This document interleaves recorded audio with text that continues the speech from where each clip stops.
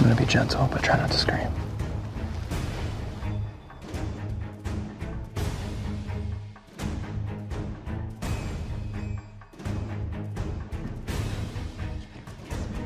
No, no, no, no, no, no, no. I refuse to accept this. She doesn't even have her wolf yet. Do you really expect us to take her as our leader? This is insane. Yeah, get her on, guys. Say something. She doesn't deserve it. I knew this wouldn't go well. Trin, there you are. I've been looking for you. What happened back there? Everybody knows that I'm the only one that can't shapeshift. You have this beautiful silver tendril that shows everyone you have a wolf and I don't. On top of that, you two get to celebrate your love at the festival, and I'll be going as the single loser who couldn't even mate if her life depended on it. I'm sorry, Trin. Whatever, I'll just see you guys tonight.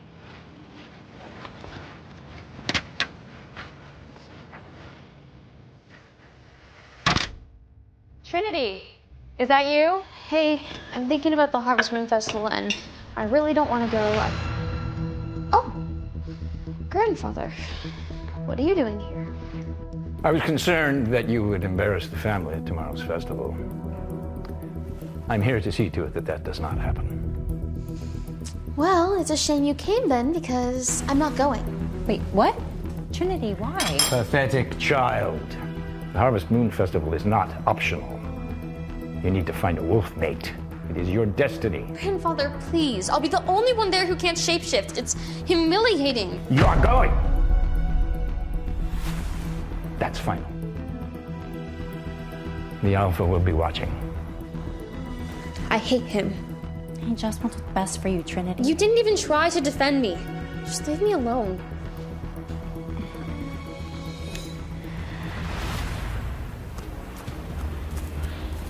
Running always helps me clear my head. Werewolves are born to run.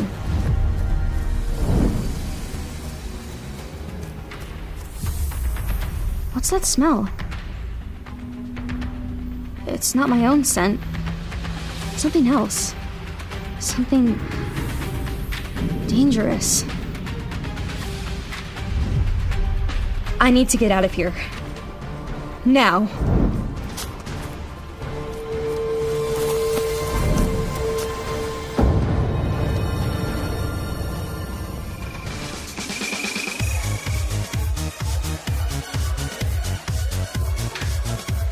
Where's Trinity?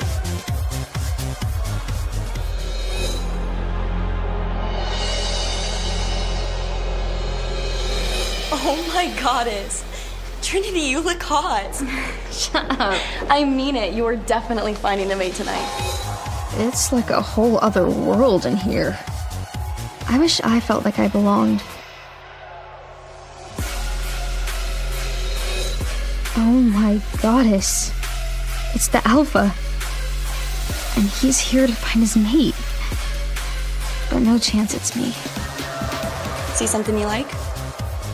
No. Not really.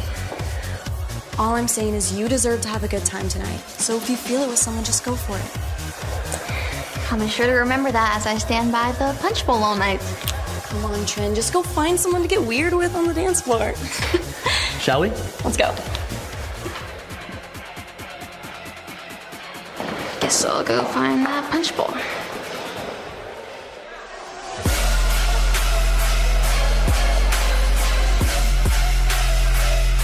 Great. Another party. Another excuse for the unmated woman of the pack to try and become my mate. How's it going, boss? Dude, I hate this. Women are just throwing themselves at me. Yeah, rough life, dude. Come on. We both know you need to find a Luna. A mate. Until then, you can't solidify your position as the Alpha. That's what the Elders said. Yeah, well, for the Elders. Look, I know finding a mate isn't high on your priority list. Especially after what that woman did to your father.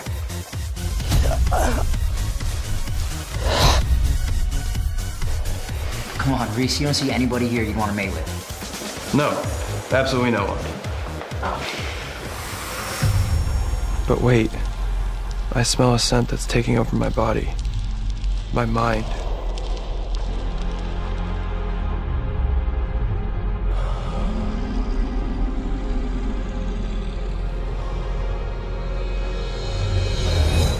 Who Who is that?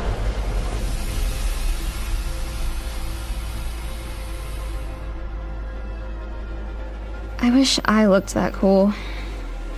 Instead, I look like me. Stupid, unmated, unshape-shifting me.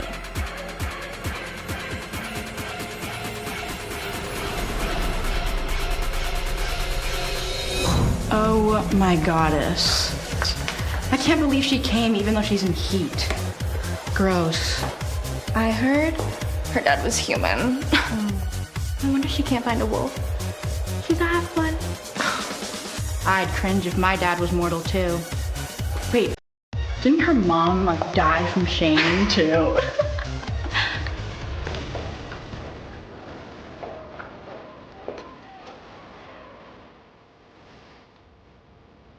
I hate everything about me. All I want is to feel normal. But it'll never happen. I heard her dad was human. Didn't her mom die from shame too? I should just leave the pack and never come back. Cedar? Cedar, I swear if this is a joke, it's not funny. Hello? The dangerous scent. The one I smelled when I was running. And it's getting stronger. It's back.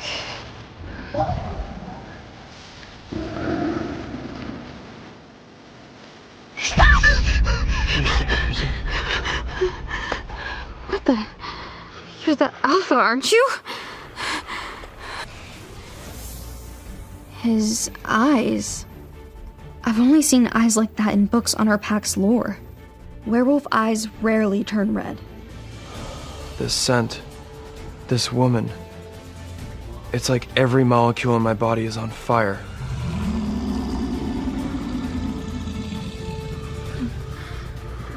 What was that? That wolf that was chasing me? It's a rogue wolf on our territory. Wolves like that don't belong here. But you saved me? It's my job, isn't it? But how did you even know I was in danger? Your scent. I couldn't. I can't believe he's here with me. I mean, this is the Alpha. What could he want with me? Who are you?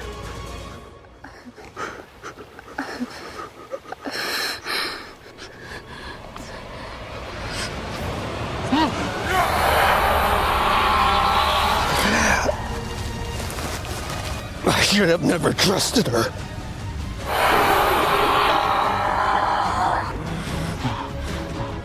No, I can't fall for a woman. I promised myself. For my father. He must recognize me. He knows who I am. I'm sorry, this was a mistake. I have to go. No, wait!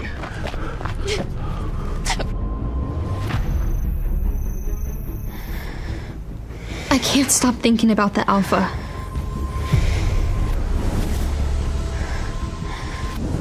How intense it all was.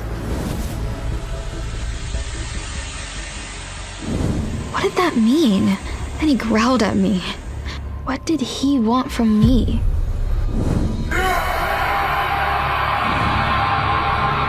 What if he banishes me from the pack?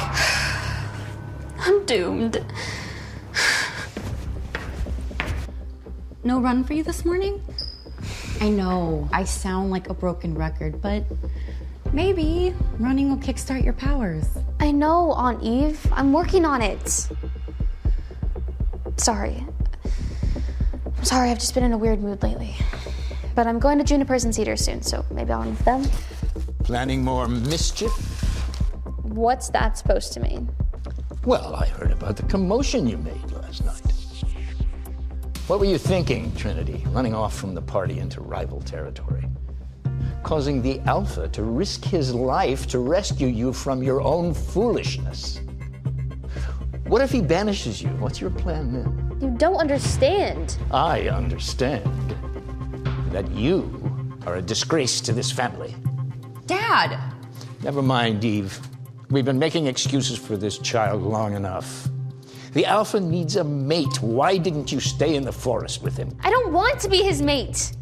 He hates me. Stop interfering in my life. Interfering? I'm helping you.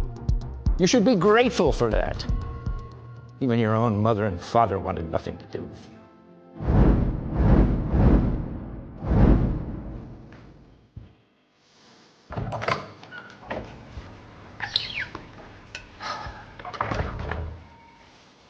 I can't believe you just said that to her.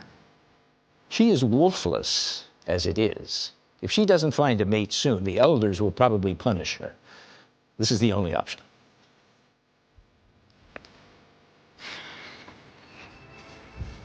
I swear I'm not going back until Grandfather apologizes.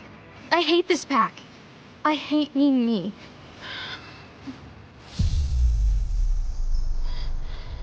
Oh, no, this can't be happening. Not again. Who are you? Why are you following me? Come out and fight me like a man. God, this would be a great time to develop my powers. I need to get out of here. This is it. I'm going to die. Oh my goodness, it's him, the Alpha. What the?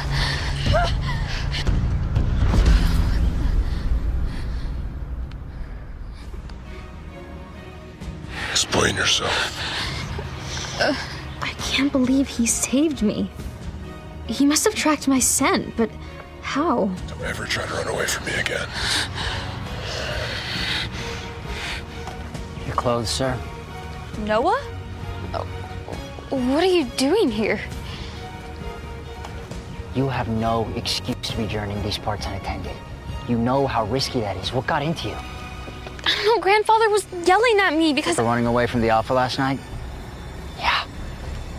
Not your finest moment, cuz. He told you? Of course he told me, dummy. And look, even if you are just a powerless halfie, even the Alpha can't deny the command of the goddess. What? What are you trying to say? You two imprinted on each other. You're going to be the Alpha's mate.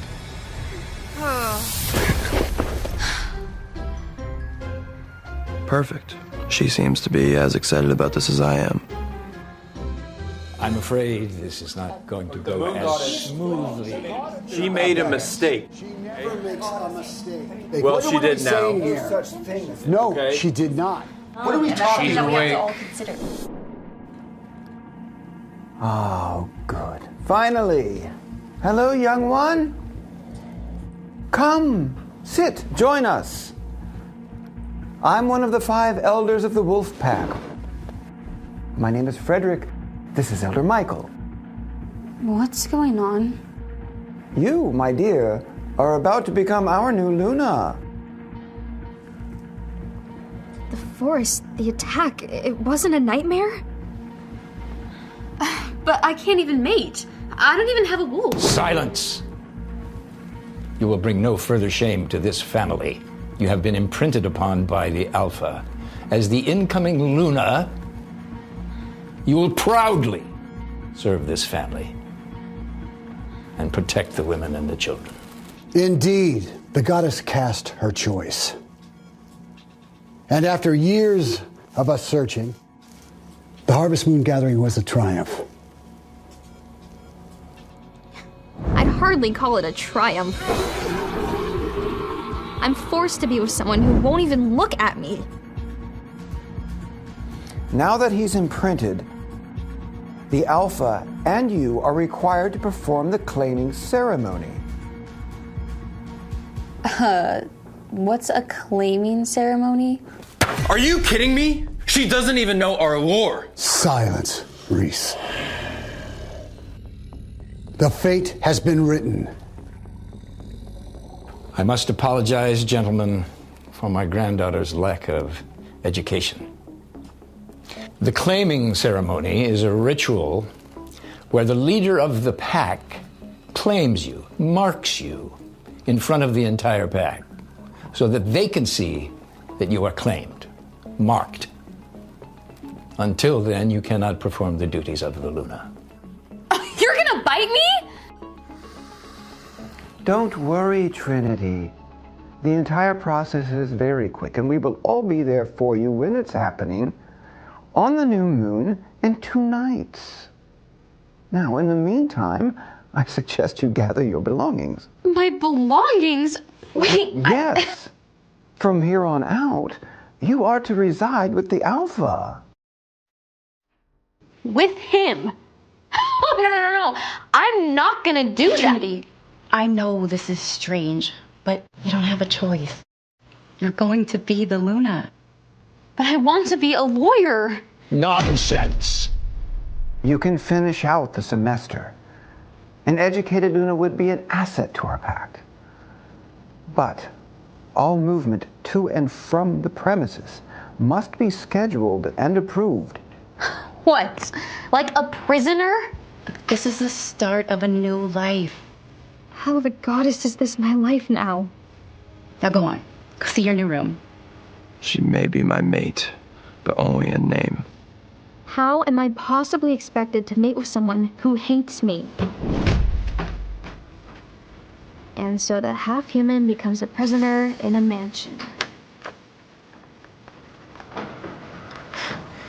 This is my room? I'm no one's captive. I'm sneaking out of here.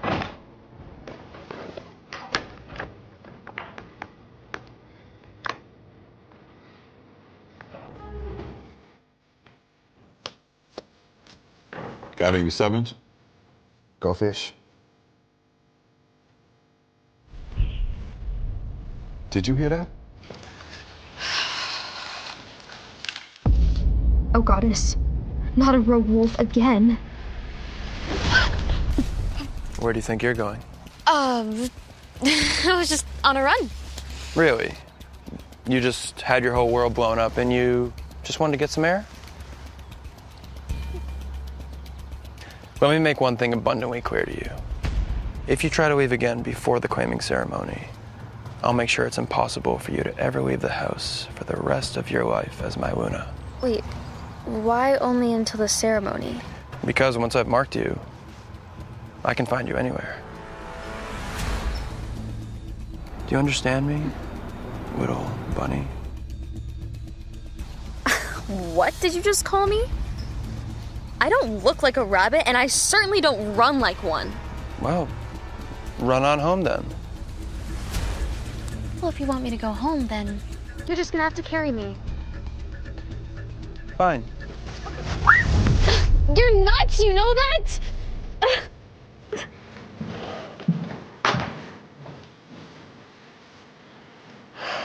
Bedtime, little bunny. It's 5. Not my problem. Stay put, okay? Fine. Fine. He has such a power over me. Her power over me is terrifying. Wait, Reese. Why?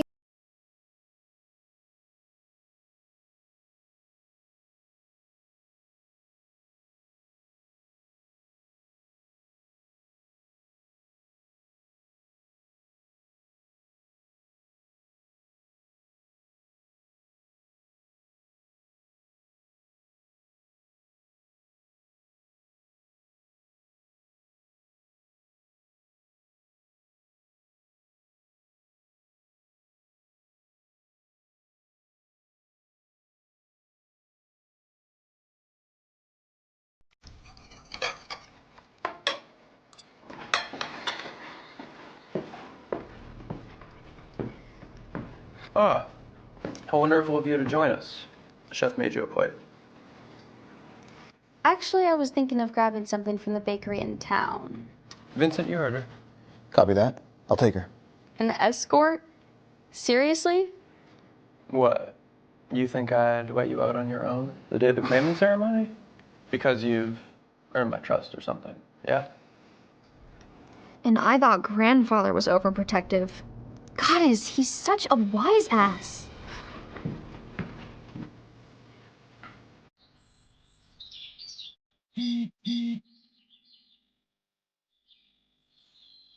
I hate not being able to go to school today. I don't want to carry the secret anymore.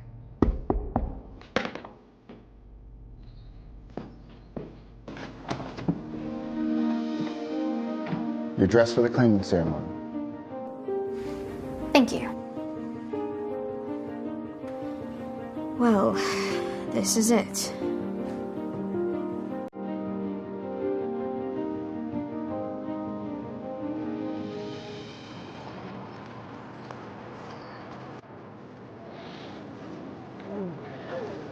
Where is she? The ceremony is about to begin. Patience, Elder Frederick. This is already a disaster. I mean, this is Trinity Witten. She's basically powerless. How can we expect her to be the new Luna?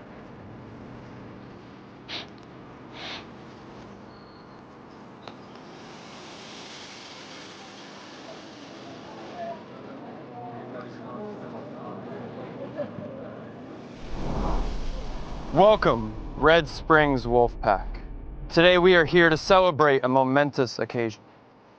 Our pack has found its Luna. She is here tonight, and I will bring her out now to mark her before you all.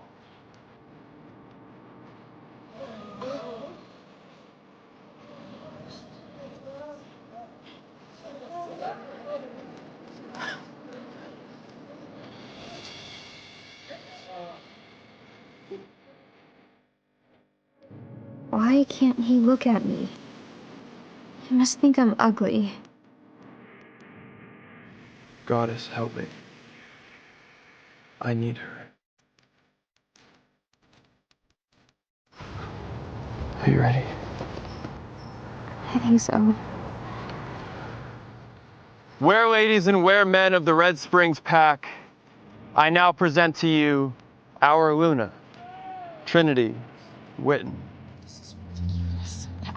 It was gonna be one of us. I know. I'm gonna say something.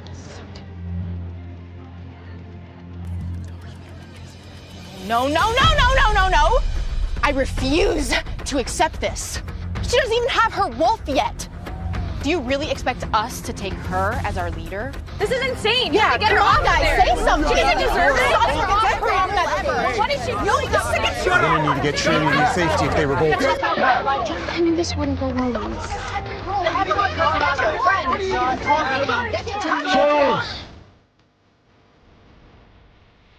She may not have a wolf, But she is my chosen Luna. The goddess has spoken, and we must respect the fate. It is time. Are you ready? I'm gonna be gentle, but try not to scream. This is it. The end of my life.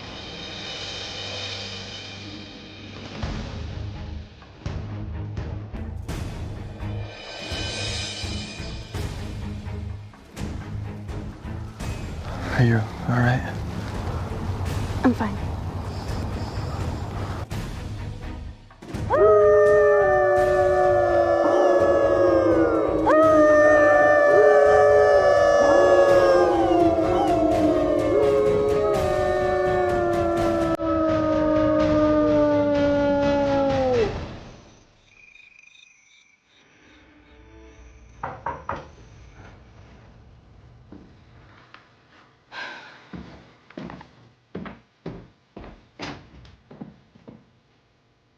Hey.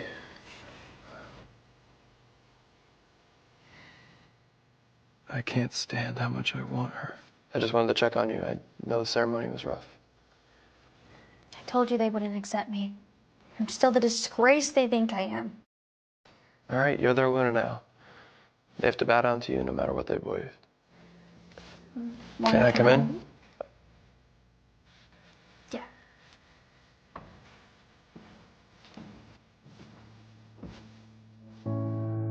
Just looking at him makes me nervous. He's so handsome. I should have never trusted her. Look, before you get any ideas about what's going to happen tonight, let's set some things straight. Like what? Like how this is going to go. You may be my mate, but in name only. Excuse me? I never wanted a mate, all right? But if the goddess demands I take you, Fine. But we will never be intimate, all right? You're merely an assignment to me. Is that understood? So what, you tricked me into being your Luna by pretending there was something between us? I never pretend. Get your emotions in check. Well, if I'm nothing to you, then you're nothing to me. Look. Get out of my room, you feral dog! What did you call me? You heard me. If I'm a weak little bunny, then you're a disgusting dog. I will never love you.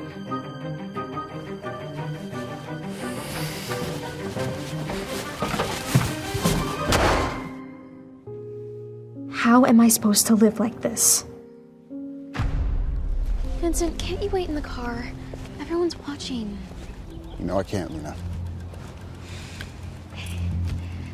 Hey, that's my friend, and I'd really like to talk to her in private. Can you give us some space? Of course, Luna. Please, take your time.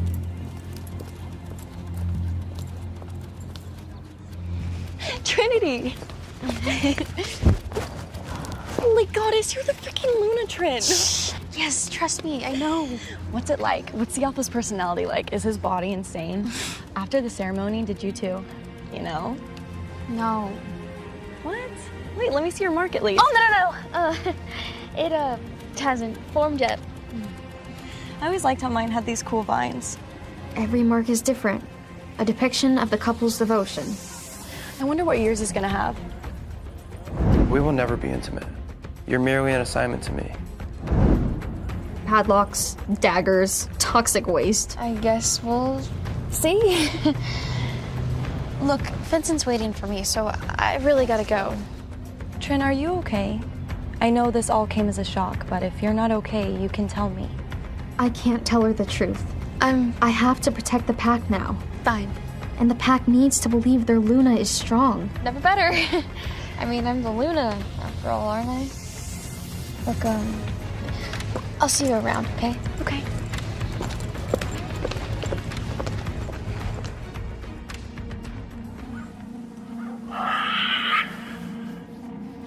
Bad day, boss? More like a bad week. Sit. All right, what do you got for me? Run through the list. All right. You're needed at the Azure River Pack to discuss the plan for warlock mitigations and other threats to the two packs. It's been a while since I've seen my cousin. Let him know I'll be there by the end of the week. We need a plan for those inbreds, and soon. Vincent, you'll come with us for protection. Unless you have other pressing engagements aside from protecting myself and the Luna. Well, it's just... I'm so sorry, sir, but my wife, Heather, is pregnant with our first pup. And she's due any day now. Damn it. I forgot. She can't handle that on her own, I'm assuming? Fine. Stay here. We'll protect ourselves. And Vincent, congratulations. A pup is a blessing, so I hear. Shall we leave you, sir? Yes, please. Oh, and, sir, the information you requested.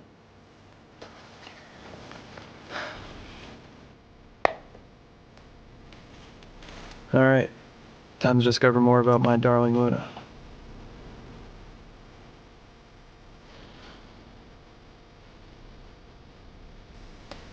I feel bad I've been so cold to her. I know it's not easy losing a mother.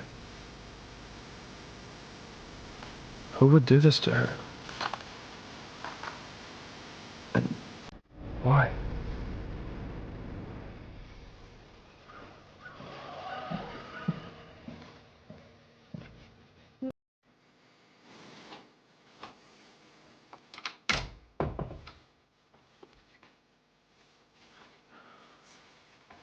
My mother. After my father died, my mother was never the same. It's as if she died that day too. I have to go away for a few days. Visit Riley and his pack. She's coming with me too. Oh, you really don't have to. Yes, I do, Luna.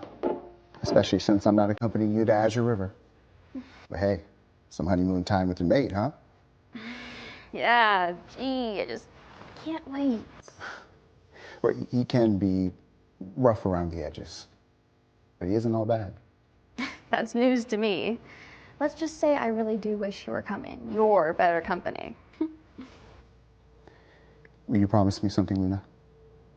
Do not, under any circumstance, go off on your own in Azure River. It's a rough area. Rival packs, warlocks. Please, promise me? Yeah, I promise. But seriously, how bad can it be? I'll take your bags to the car.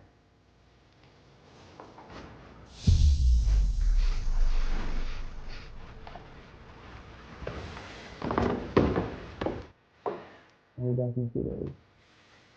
What if we can't protect ourselves and needs to? I guess I haven't told you the news yet. I made it now.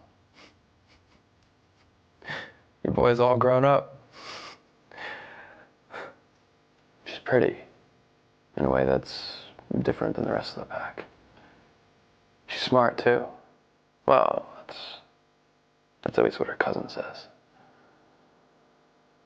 She doesn't have a wolf. What if she can't protect herself when she needs to? Or worse, what if she can't protect the pack? You know, like, what was the goddess thinking when she paired us together? I don't know. Maybe I'm too hard on her.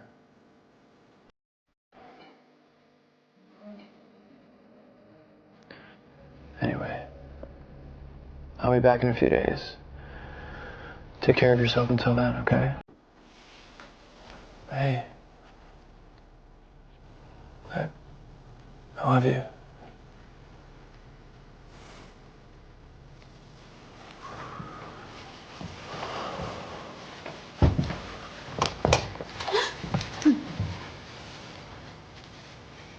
What are you doing?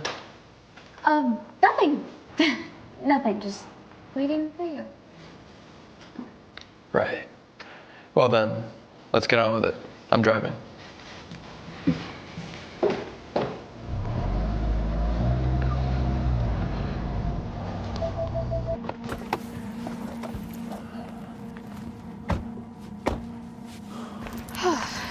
Do you always drive like that? Like what? Like a jackass, to put it lightly. You really need to toughen up, little bunny. What are we doing at your cousin's place anyway? What, you two need to howl together and run through the forest? You really don't get it, do you? Well, enlighten me then. Well... Cousin! You made it! Riley! It's good to see you, man. Good to see you. It's been too long. And you brought your new beautiful Luna. What is someone as gorgeous as you doing, my cousin? All right, down, boy. She's mine. My goodness, where are my manners? This is my lovely mate, Katie. Very pleased to meet you, Luna. I'm the Luna here, too? Forgive me. She's learning on the job. Well, come on, let's go.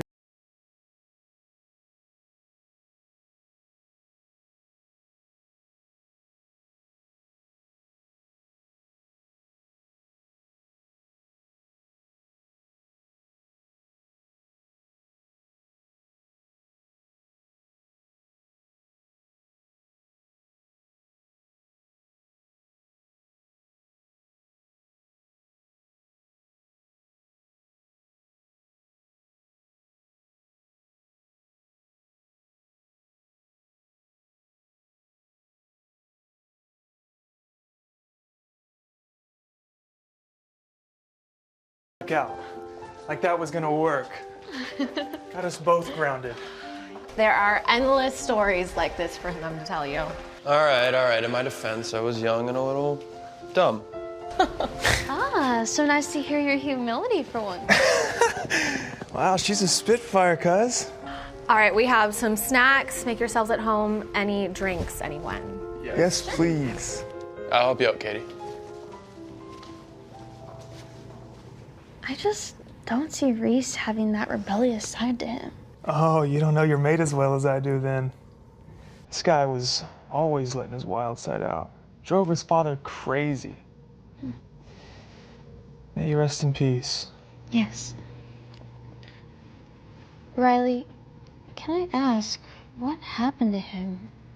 Reese's father. It's a terrible story, really.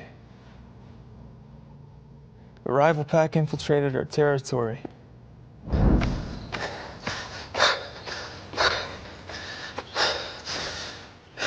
The leader of that pack, one of our greatest enemies,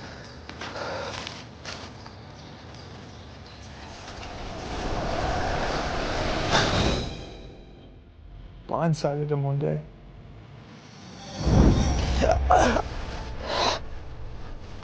I should have never trusted her. In the end, Reese's father was betrayed by a woman named Mandy. A wolfless woman. Reese was never the same. Shut the world out. I can imagine. That's terrible. No wonder he hates me. The woman who betrayed his father was wolfless. Just like me. Yeah, but now he's found you. I see such a change in him already. What? Really? Oh, yeah. I mean, he's a whole new wolf. You don't see the effect you have on him? I guess I just didn't realize that. All right, some drinks for you all. I'm gonna go and make sure that your room is all set up, but I'll see you in a bit. I'll help you with that, love. Drink. Thanks. Cheers.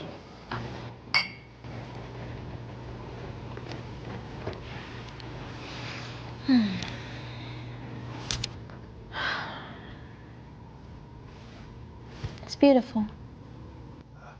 Yeah, Riley's estate's been a part of our family for years now. Oh, not that. The music. Oh.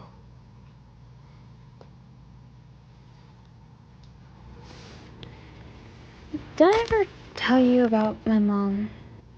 No, but it's okay. You don't have to talk about it if you don't want to. No, I want to. I never knew my mom. Growing up, all the girls had moms who loved them and cared for them. I couldn't even remember what mine looked like. When I was 10, I asked Aunt Eve about her. I just wanted to know something, anything. But Aunt Eve didn't want to talk about Mom. I guess the pain was still too raw for her. Instead, she handed me an envelope and made me swear to never tell Grandfather. It was a photo of my mom at prom. She was with this boy and they were dancing. My God, her eyes and her smile. She was magnificent.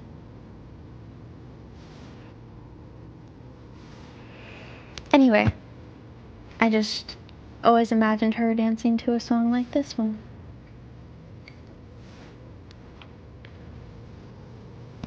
Here. What? Dance with me. Right now? Yeah. Where?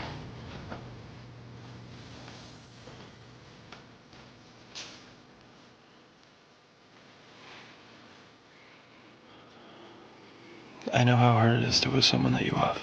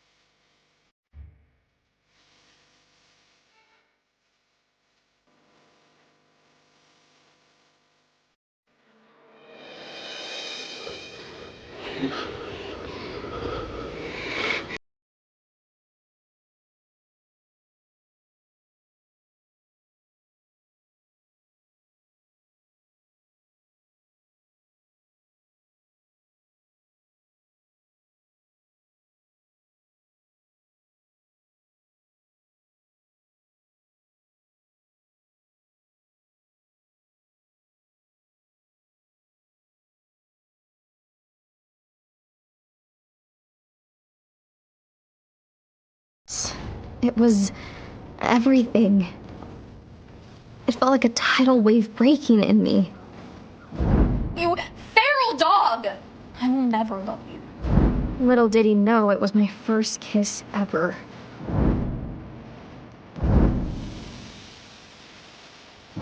But I can't fall for him. It doesn't change anything. He hates me, and I hate him. Right? Come on, pull yourself together, Luna.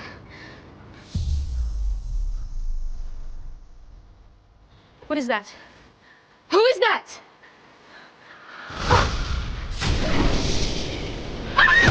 Run me through this again. How many warlocks are spotted in the area? That sounded like Trinity. Who are you?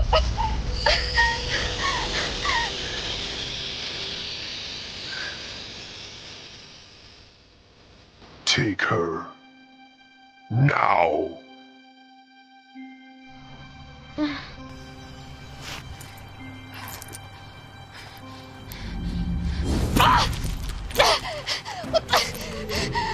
Don't strain yourself, little Luna. Who are you? What do you want? Leverage, Luna. We want leverage. And now that we have you, we're gonna get it. Who's talking to me? How am I supposed to fend off an attacker I can't see? Not a chance anyone's finding me here alive. Please, stop. You're hurting me. Good.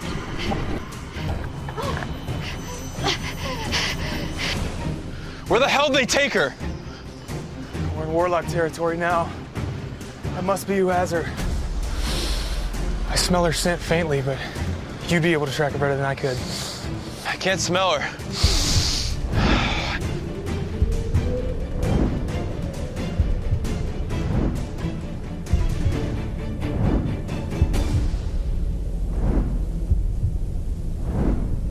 I can't smell her at all.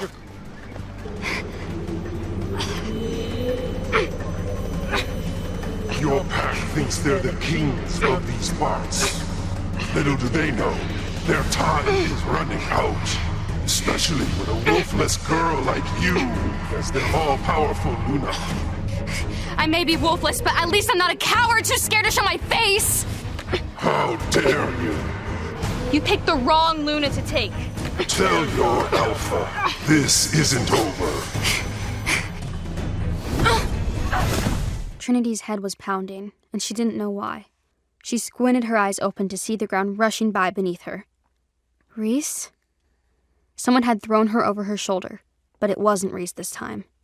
Surprisingly, he had taken much more care with her. This person was being rough, and it showed. Whoever it was, they were running, and fast. The constant movement up and down was a stabbing pain in her gut with every step they took. Their shoulder was digging into Trinity's stomach, and she could barely breathe. It took all of Trinity's focus to remember what happened. We're running out of time. She's ridiculously strong. We can't let them see us. Watch out. It all came flooding back to her. The attack, the struggle, the searing pain in her head, then everything going black. Who are these guys? What do they want from me? Trinity didn't know where she was, but she knew the further she got from Reese, the more difficult it would be for him to track her. I need to get away, and quick. Even though Trinity was only part wolf, she would still be faster than them. All she needed was to get to her feet. They clearly didn't expect her to wake up soon, so she had the element of surprise on her side. She felt her captor slow as he ran up a hill. Now's my chance. Trinity grabbed a fistful of the man's hair and yanked it back, using her grip to pull herself up and bring her knee crashing against his throat. His grip loosened as he gasped for air, buying Trinity all the time she needed to drop from his shoulder and roll to the side. As she leaped to her feet and made a run for the Alpha's house, the man screamed, alerting the others. Trinity only made it a few steps before another man grabbed her hair and pulled hard. She was yanked off her feet before landing with a crashing thud on the forest floor. Her breath rushed out of her. She was momentarily dazed. The precious time she needed to escape was lost. You should have just kept still, 2 men approached her. They were too close for her to make a run for it again. The man whose trachea she had attempted to crush was still struggling to his feet. Stay away from me! Trinity scrambled backwards, putting some distance between them. Or what? He was right. She couldn't do much. But she put up one hell of a fight before and would do it again. Even if it was going to end the same way as before, with Trinity unconscious over a strange man's shoulder, she had to try. Trinity kept her eyes on the men while she felt around for anything that might help her. Her hand bumped into a large stick hidden under the leaf-strewn ground. She halted her retreat, putting a pathetic look on her face as she closed her hand around the stick. "Please don't hurt me." Trinity feigned fear, tightening her grip on the fallen branch. "That's right. Just give up."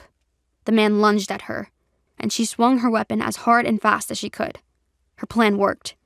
He yelled in pain as it caught him hard across the face. He screamed as the other two men leaped at her. Trinity swung again, hitting one across the back of the head and the other across the face on her backswing, breaking his nose. She could smell that all three were bleeding now. "Is that all you got?" Trinity would fight these clowns all night if she had to. And Reese thought I couldn't protect myself. Trinity watched the men hesitate as she whipped the branch around in warning. "I may not have a wolf, but I can do plenty of damage on my own." Trinity could fight one man off on her own, maybe even two.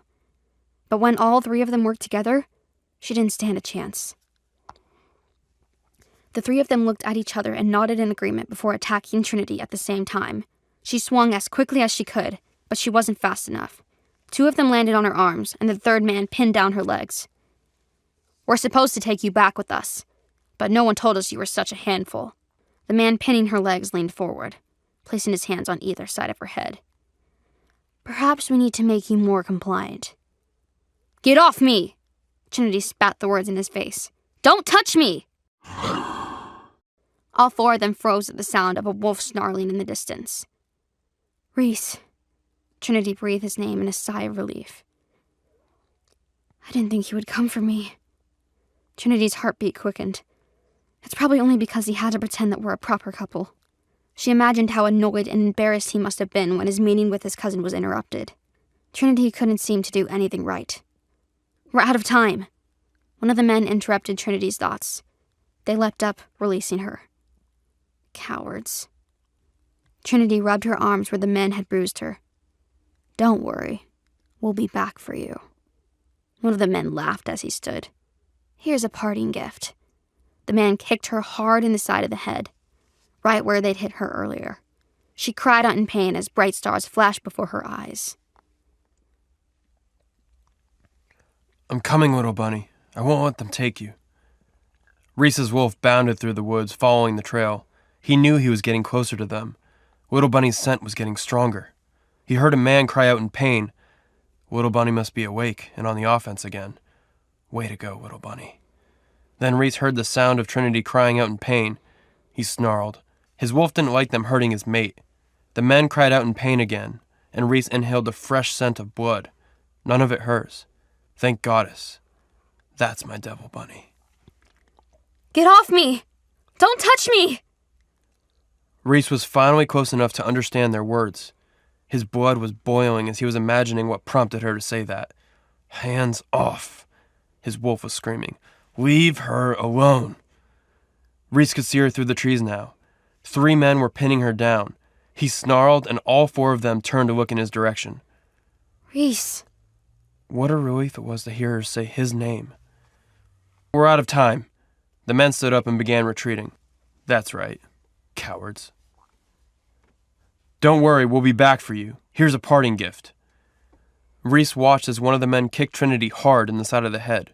Her cry of pain launched Reese into a burst of speed, faster than he knew he could go. He saw Trinity rise to her knees as they ran away. Good. She's conscious. She was so much tougher than he thought, but she didn't seem to have the energy to get to her feet. As Reese approached, he hesitated. Do I go after them, or stay with Little Bunny? He had never been torn like this before. My duty is to protect the pack. She's part of the pack. He would send Riley's men after the warlocks. Reese shifted back to his human self as he approached Trinity. Are you all right, Little Bunny? She didn't even look at him. She just stared in the direction of the warlocks, as if Reese wasn't even there. That blow to the head must have been bad, and she was more susceptible to injury than Reese. He knelt by her side. "Hey, are you okay?" She kept ignoring him. Reese moved into her line of vision, and for the first time, he could see her eyes. Trinity's eyes were glowing. Her irises, normally a bright sky blue, radiated almost white now. 2 inner circles, one a sapphire blue and the other a metallic gold, turned into the center of her eyes, almost like a camera lens permanently autofocusing and zooming. "Trinity, what's going on?" Reese had never seen anything like this before. He was glad he was the first one to find her like this. What would the others think of this? They're going to get away if we don't hurry. Trinity kept her gaze in the direction of the warlocks. "They've already gotten away. They're long gone and we couldn't track their scent." They're right there! Trinity pointed somewhere in the trees. They're about 1,800 meters that way. "You can still see them?" Not even Reese could see them. You can't? Trinity's brow furrowed in confusion. "No," Reese answered. Why don't you follow their scent? It's a little weird. It makes me sneeze.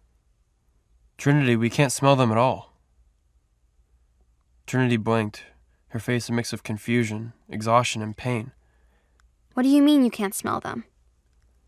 "None of us here can smell them. Only you." What? Trinity's face fell.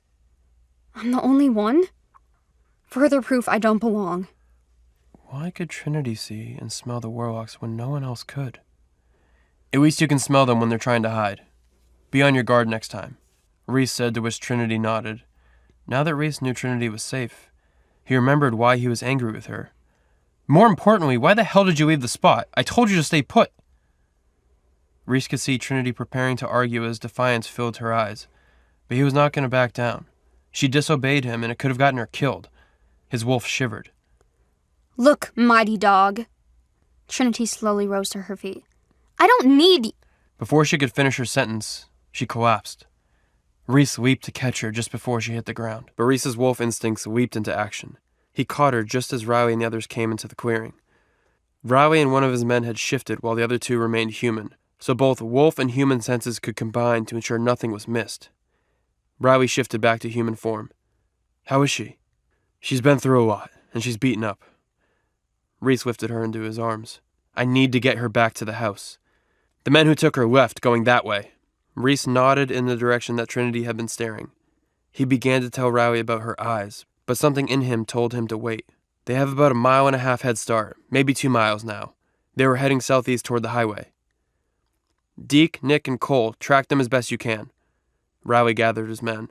"Her scent may linger with them." The men nodded and ran into the woods in their direction. "I'll head back to the house and prepare a room for her. I'm so sorry, Reese. This shouldn't have happened. This is my fault." "No, it's mine. I should have never left her alone, and none of us thought this would happen." Reese cradled Trinity against his chest, remembering the last time he had carried her in his arms. She was asleep then. Now, she was unconscious and unlikely to wake up. That's probably a good thing. Reese was stark naked after shifting into a wolf and back. She would most likely take offense to that. Riley was already ahead at the house when Reese arrived with Trinity since he had run ahead in his wolf form. He waited in the forest with a set of clothes for Reese. Reese knew he had put Trinity down to get dressed, but something in him hesitated. He didn't want to let her go. I'm being ridiculous. He finally set her down on the ground, propped up against a tree.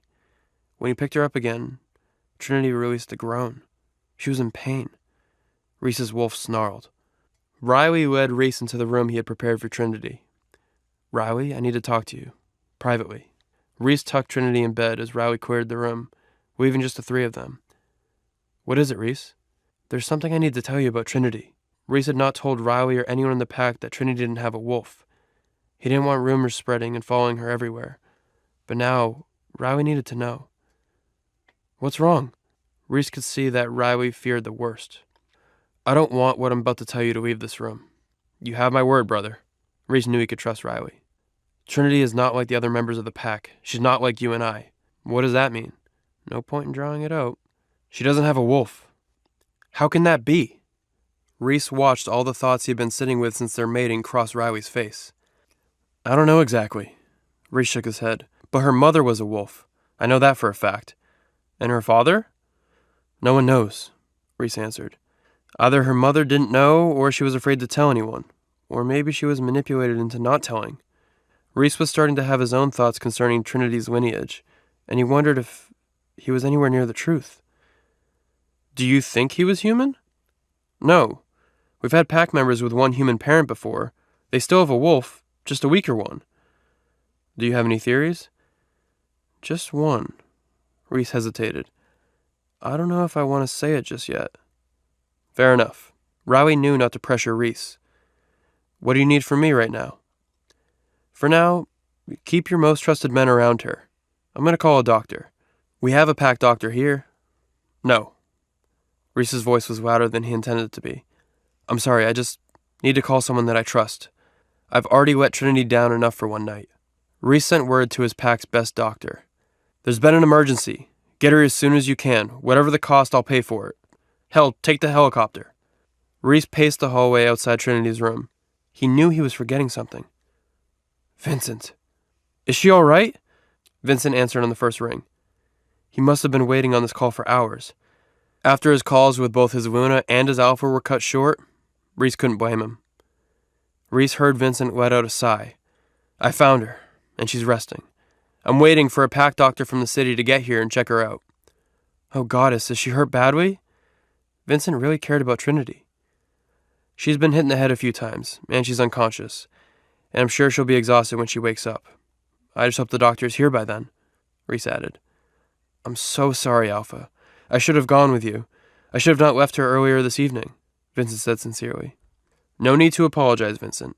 You did as you were ordered to do. I would have told you to go as well. None of us expected this to happen. Who attacked her? Was it someone from the pack? Who would wish our Luna harm? We have a treaty with this pack, and we know she wasn't attacked by wolves. Wait, what? Vincent gasped. Then who attacked her? Warlocks. What?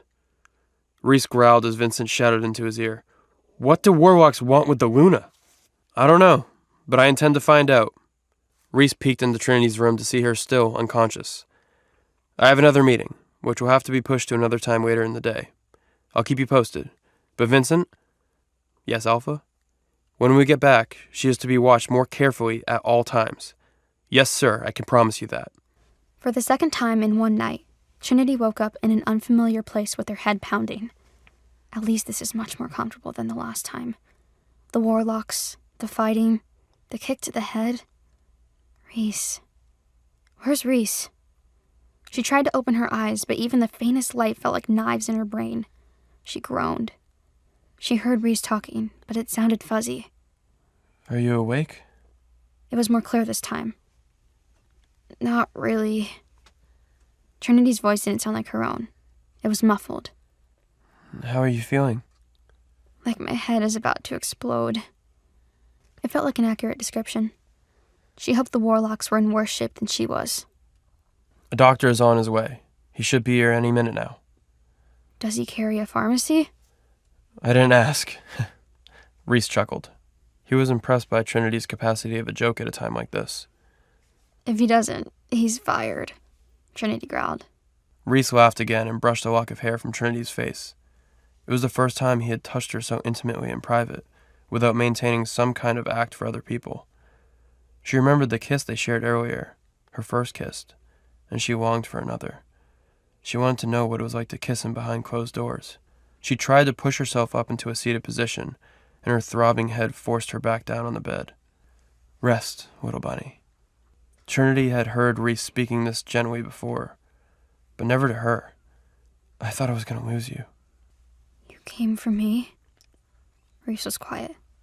Trinity squinted her eyes open to see the concern on his face. Of course I did.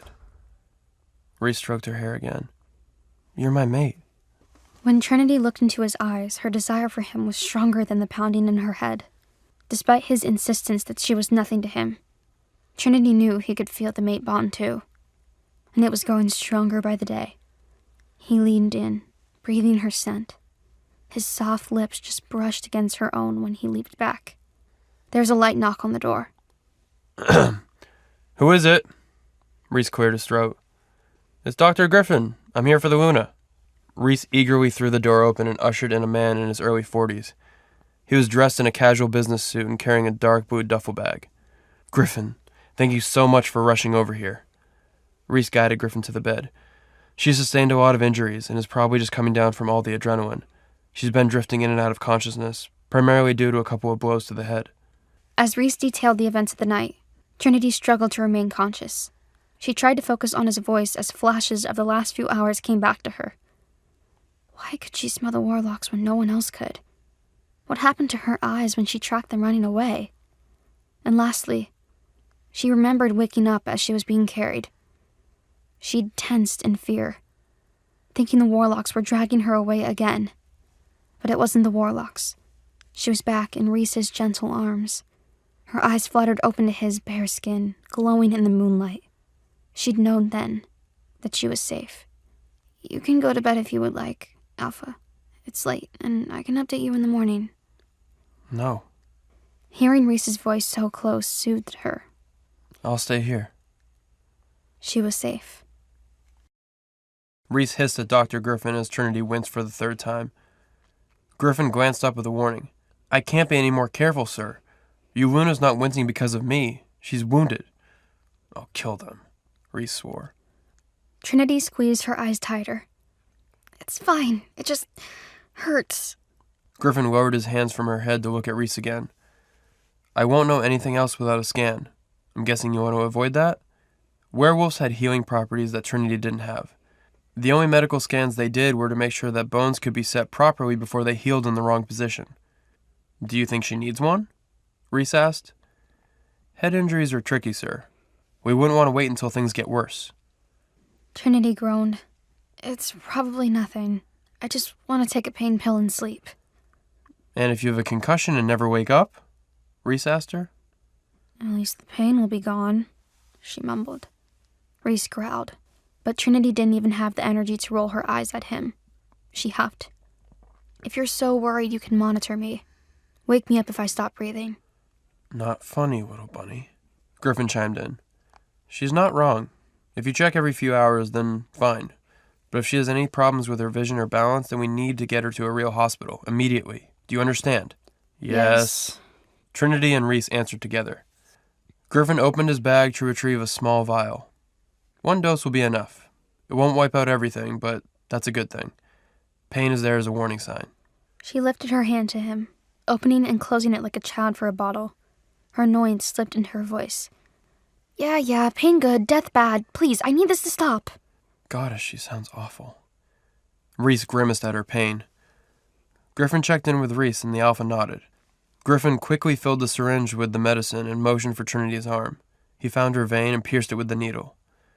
Reese watched the plunger go down and felt his stomach tighten again. That won't be too much? He asked. Griffin shook his head. Just enough to get her some relief so she can fall asleep. You won't have to do much when you check on her. Make sure she's breathing and can speak without slurred speech, then let her rest again. If all goes well, then we won't have to see each other anytime soon. Trinity grinned at him. Thank you, Doctor. Reese walked Griffin out of the room and shut the door behind him. Reese trusted Griffin. He was one of the few people that Reese trusted with his mother. Still, he needed to make sure that no one knew about the attack. Not until he knew what was going on. Griffin, Reese began in his Alpha command voice. You can't tell anyone what happened here. Griffin nodded, though he was forced to obey anyway. Of course, my Alpha.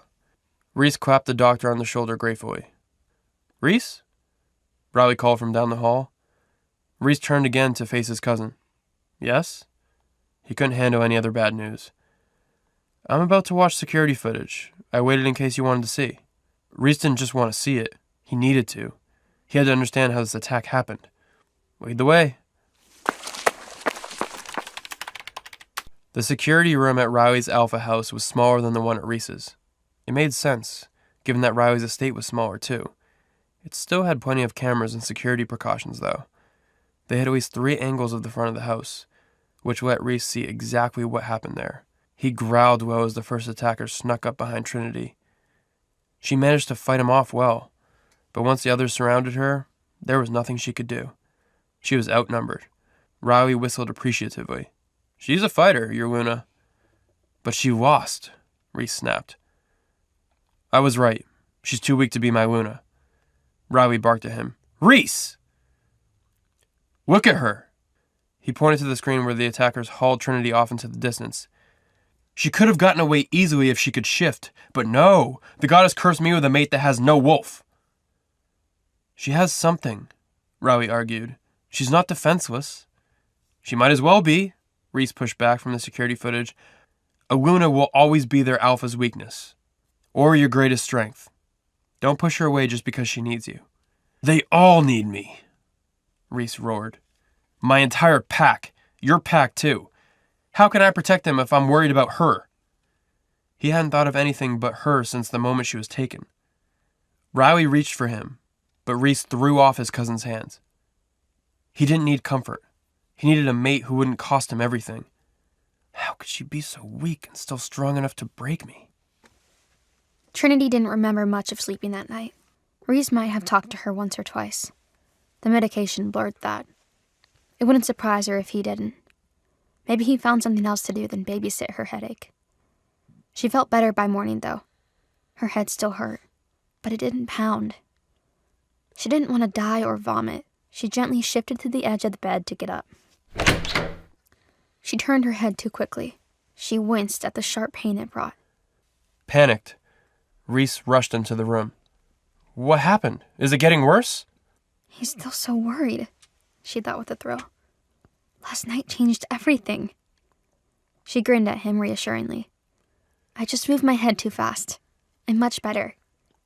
I think I can shower and change. Then we can go. We're behind schedule already. Reese cared so much about the order of things. She figured he'd care about that. But Reese instead walked to the window and opened the curtains. The room faced the front yard, the same place she'd been taken from that night. From the bed, Trinity saw his car was in the same spot. Had they already cleaned the blood off of it? Reese cleared his throat. Right. Well, I want to talk to you before you go. Trinity frowned. What now? Reese kept his eyes on the yard. What happened last night will never happen again, he began. His voice was tense and strained. Trinity verbally rushed to reassure him. I'm so sorry. I won't go out by myself. I never thought anything like that could happen. I just never thought, I guess. Those men took her because she was his Luna. She always thought the biggest danger to her would be their pack's resentment. This was new territory for her. Not just the attack, Reese said impatiently. The dance, for one. I won't allow it. Trinity could have laughed. That's fine. She didn't need everyone watching her swoon over him. And the kiss, he said. It was never supposed to happen in the first place. Agreed. Never thought my first kiss would be forced on me like that. His eyes widened. She fought the urge to flush in embarrassment. She didn't need to be embarrassed. Plenty of people waited until they found someone they actually wanted to kiss and touch. She mostly felt embarrassed that a part of her wanted to do it again. He barreled on. Last thing. I won't save you next time. Trinity's heart sank at those words. He spoke faster at that. Either you save yourself, or don't put yourself in a reckless situation, or call your guards. She dropped her eyes to the floor. Did he really hate her that much? After all this? I'm sorry I'm such a burden to you, she said. He scoffed in disbelief. You're more than a burden. Her eyes snapped up to meet his in shock. Reese's eyes were filled with anger and disgust. You take and take. Your party, your rescues, and even this conversation is trying every piece of me. How could the goddess do this? How could anyone... How could anyone what? She demanded. Tears welled in her eyes, and she blinked them back defiantly. Love someone like you, he finished. Everything in her shattered. Thank God she was already sitting because she would have fallen to the ground otherwise. She had no words. No comeback to the one question that she asked herself her entire life. Her mother hadn't loved her long enough to stay alive. Her grandfather hadn't loved her at all. Her mate, the one wolf meant to love her, sneered at the thought of being there for her. He told her before that they would never be anything. But what was she supposed to think after last night? He held her like a lover. He kissed her with a heat that she could still feel underneath her skin. But none of that mattered to him. None of that changed anything. I wish I'd never woken up, she thought. Last night, even with the throbbing pain, for one moment she was a Luna worth staying up for. Now she couldn't imagine why anyone would try to put up with her. She rose from the bed on shaking legs and forced herself to meet his eyes again. How could anyone love her? I guess we'll never know, she said. I'll meet you in the car. She raced to the bathroom, slamming the door shut behind her. She managed to get the shower on full blast before the tears fell. Then she sobbed so hard that she forgot about all the pain in her head. The one in her heart was much, much worse.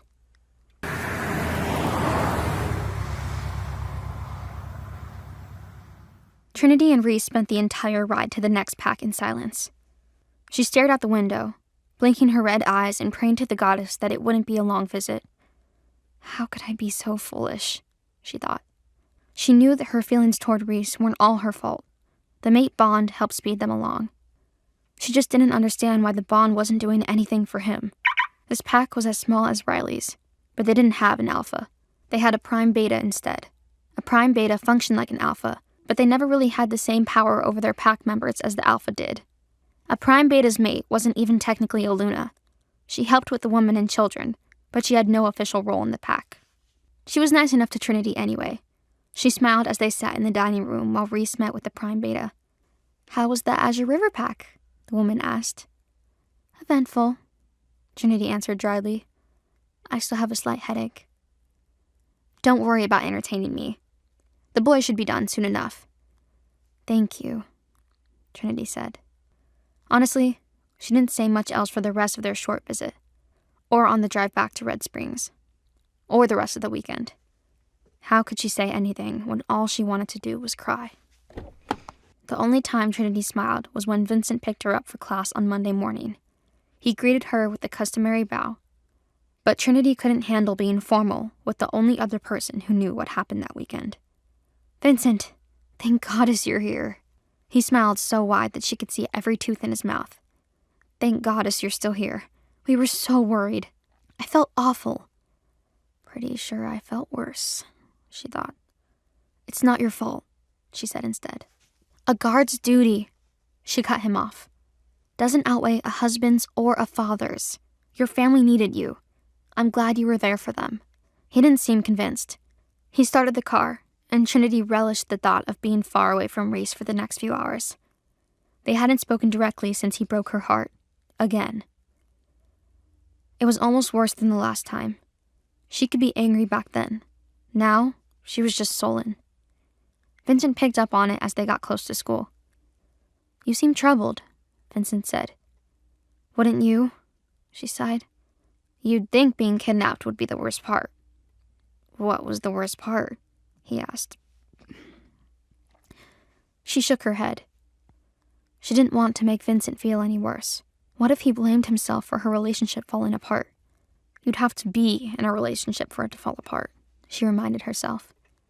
Thankfully, they pulled up to her school before Trinity had to answer Vincent's question. Juniper bounced on her feet in the parking lot. She rushed to the door the moment they parked. I can't believe you went to see other packs. Tell me everything. I wish I could. There's not much to tell, Trinity lied. You've seen one pack, she meant to say, then you've seen them all. But the Azure River pack was so much nicer than her home pack had ever been. The woman loved her. The pack welcomed her. And if it hadn't been for that awful kidnapping, then it would have been one of the best nights of her life. Juniper narrowed her eyes at Trinity. Spill it. Trinity ignored her and led the way toward their lecture hall. Vincent trailed them with her books. Trinity hugged her arms around herself for something to hold. Juniper sped up to stop Trinity before they got to the boys. I'm serious, Trin. You seem off. What happened?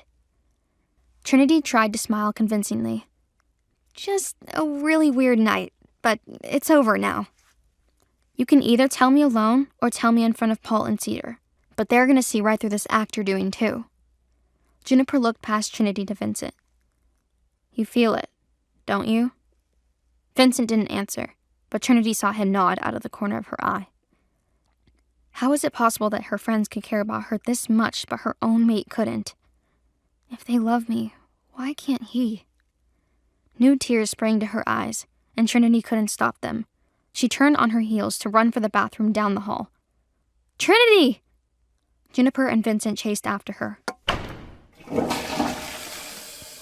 Trinity ducked into a stall to hide from Juniper. Vincent wouldn't come inside of the girls' bathroom. Juniper, on the other hand, squatted down to look at Trinity through the gap between the stall door and the floor. You can't lie to me now. You're crying. It's not even noon, Juniper said. Why does time matter? Trinity asked between sobs. Because it's not new stuff then. It's stuff you've been stewing about all weekend. If you won't tell me, at least open the door. It's gross down here. Trinity unlocked the door so Juniper could step into the stall too. It was a mistake. Now Juniper was even closer and Trinity was trapped with her well-meaning and way too perceptive best friend. Does this have to do with a certain tall and sexy mate of yours? Juniper knew that Trinity and Reese weren't madly in love, but she didn't know how bad things were between them. Trinity didn't really want to admit it either. Drop it. Did he do something this weekend? Juniper asked. Trinity shook her head, but another sob slipped out when she did. Juniper's face tightened in anger. Did he hurt you? Not physically. Junie, please, I can't talk about this. Says who? If your mate is making you cry, then you need to talk about it.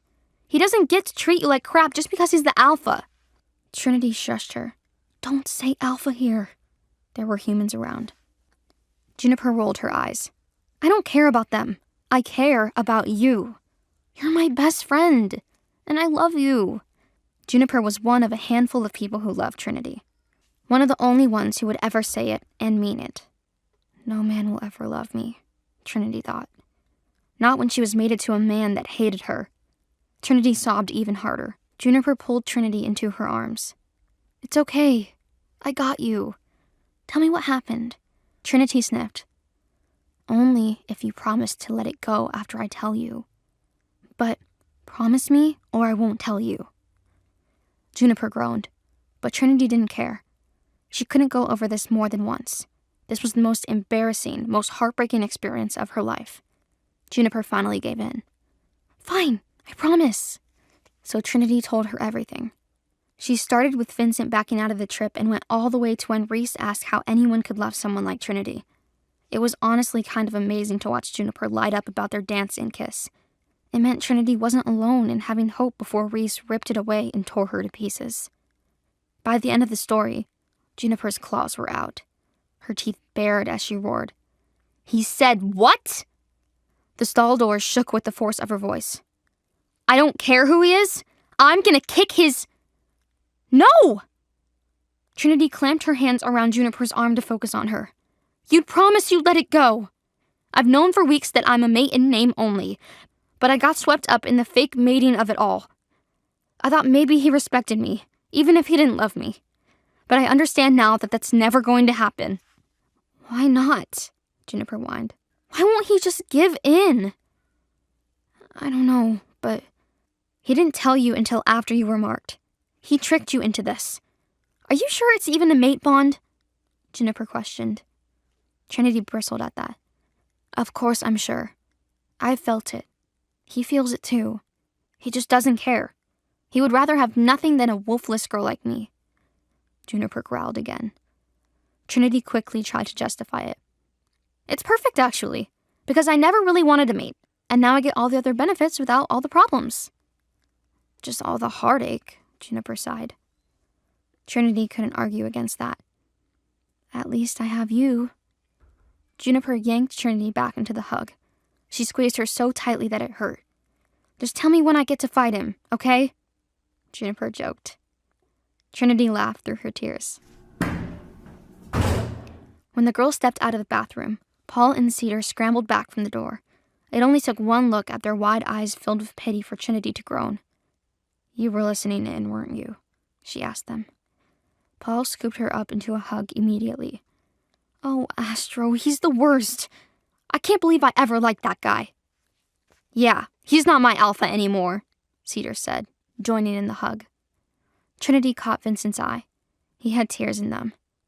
He heard everything too? He looked as heartbroken as she did. He was in the same position as Noah. As much as he cared about her, his loyalty went to the Alpha before anything else. She offered him a sad smile.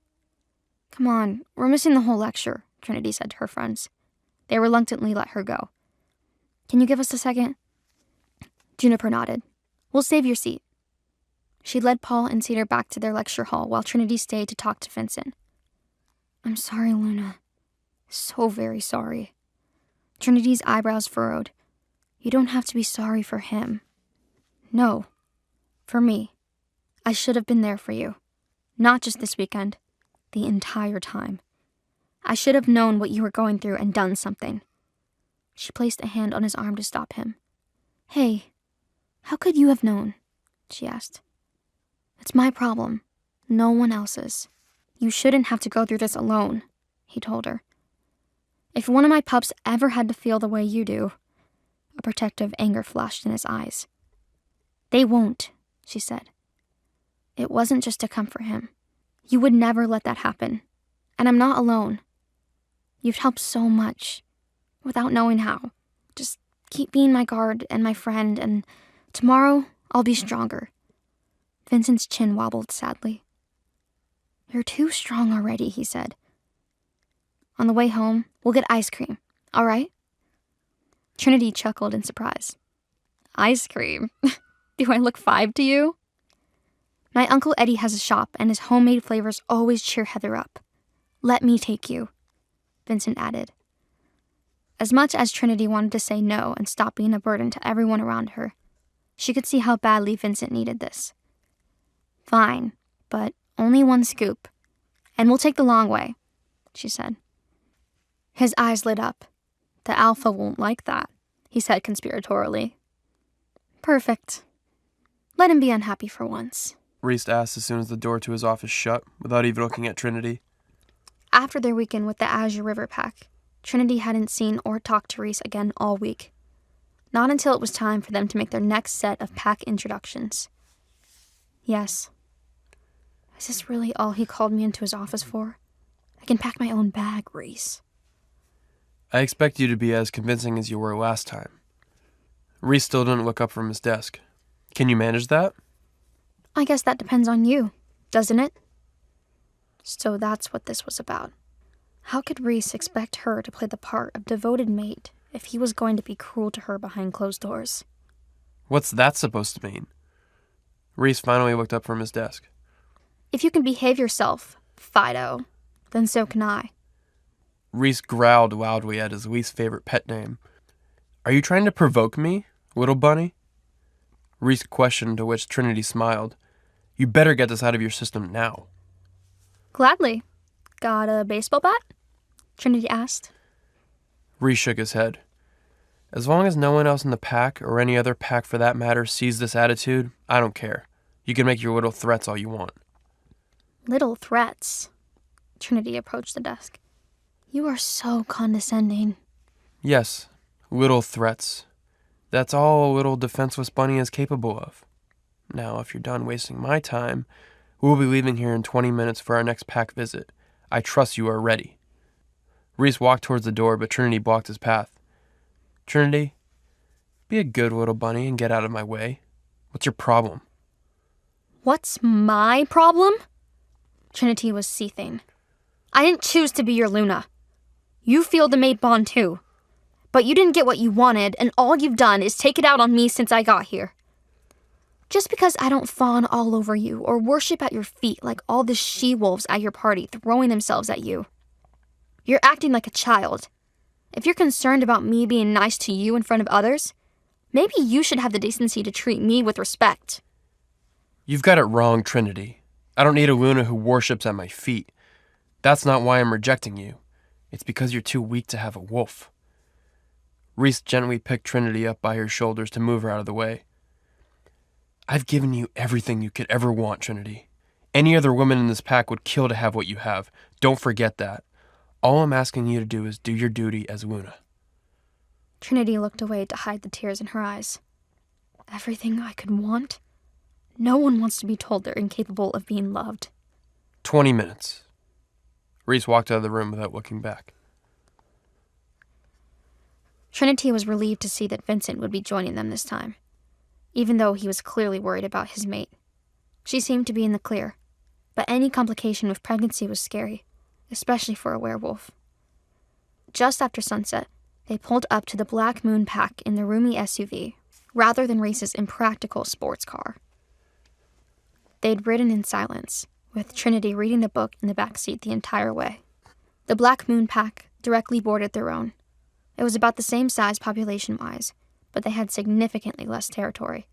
They had lost a territory battle many years ago when other packs seized much of their land. Vincent said they had been jealous of larger packs for a long time, including ours. The plan was to stay overnight, but before Trinity even got out of the car, she could sense the animosity radiating from the dozen or so pack members standing outside. Reese, how are you, young man? Stanley, the alpha of the Black Moon Pack, approached the car as Reese stepped out. He was in his mid-30s with bright blonde hair and dark green eyes that were almost black. Reese opened the door for Trinity. There was a lot for her to learn about being a Luna, but she was catching on quickly. She took his outstretched hand, and Reese pulled her into his side, wrapping an arm around her. I'm wonderful, Stanley. How have you been? From the widening of Stanley's eyes, Trinity knew he was not expecting her. I thought this was just going to be another negotiation. Who might this be? Stanley asked. This is my mate, and the Luna of my pack. Reese looked at Trinity. Trinity, this is Stanley, alpha of the Black Moon Pack. Well then, congratulations are in order. You should have told me in advance. I do not have a suitable room ready for you to stay in. Trinity could sense Reese's annoyance, but she knew it wasn't about the lack of accommodations. There was some kind of rift between these two. We will stay elsewhere tonight. Trinity didn't know this was part of the plan, but she hid the surprise from her face. Well, come inside. Tell us about your mate. Then we can get to business. Stanley's voice sent chills through Trinity's body, and not the good kind. Something about him was off. It must just be because he doesn't like Reese. As much as Reese annoyed her, Trinity's bond with him didn't allow her to like anyone who wanted to cause Reese harm. Stanley led the way into a grand dining hall, where all of the men who stood with him outside stationed themselves around the room. Stanley rang a small bell, and a maid hurried in. We need 2 more place settings. Stanley didn't hide the annoyance in his voice. Our guest tonight brought his new Luna and another pack member along with him. As the maid hurried away for more dishes, Reese leaned down and pretended to kiss Trinity's ear. Don't eat anything they give you. Trust no one here. Trinity nodded, but hid it in a small giggle, as if his kiss tickled her. You seem to have found yourself a beauty, Stanley smirked. He had been watching them. Trinity felt her skin crawl. Yes, she is very beautiful, isn't she? Reese's arm was around her shoulder, and he gave her a squeeze.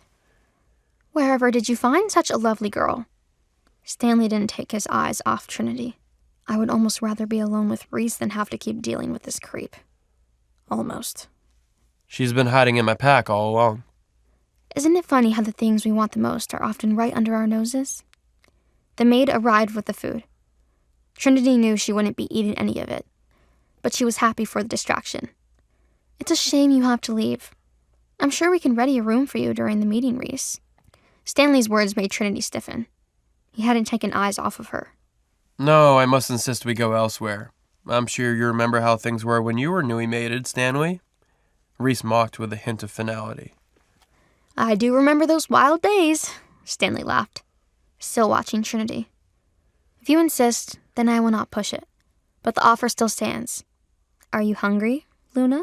Trinity had been pushing the food around on the plate without actually eating. It's been a long day. I suppose I'm not very hungry, she replied, and Stanley smiled. But surely you need your strength, Luna. Stanley laughed, especially if you aren't getting much sleep, as your alpha suggests. Enough. Reese stood up. It's time to get on with business.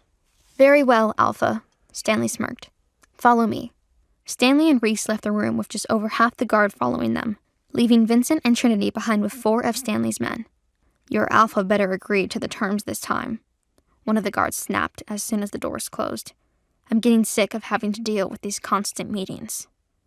Our Alpha is not interested in an exchange of territories, Vincent stated flatly. Lands were decided generations ago. It is no fault of ours that your previous alpha made poor decisions. Your pack has more land than it needs. Your alpha will give up something. The biggest of the men stood next to the door that Reese and Stanley had left through. Trinity was not comfortable with him leering over the exit between her and Reese. But then again, Reese said he wouldn't save me next time. He can pay with his land, his life, or his Luna. The big man gave Trinity a particularly nasty look. He can pick, or we can.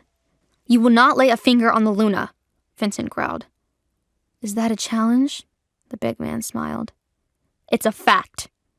Vincent tensed his body in preparation for a fight. Trinity quickly scanned the room for a weapon.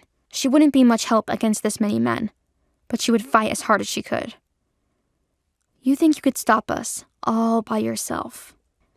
The man positioned himself between Vincent and the door and took a slinking step toward the table. I will, or I will die trying. Trinity's eyes went wide. She didn't want Vincent dying right now, not with the baby on the way and 2 small children at home. Look how scared she is, one of the men laughed, mistaking Trinity's apprehension for fear. The Luna has little faith in you. Vincent stood as the men encroached. If he had a plan, it was time to act on it. Want to know what happens next? Click on the link in the description below to watch further episodes of Chosen by Fate, Rejected by the Alpha.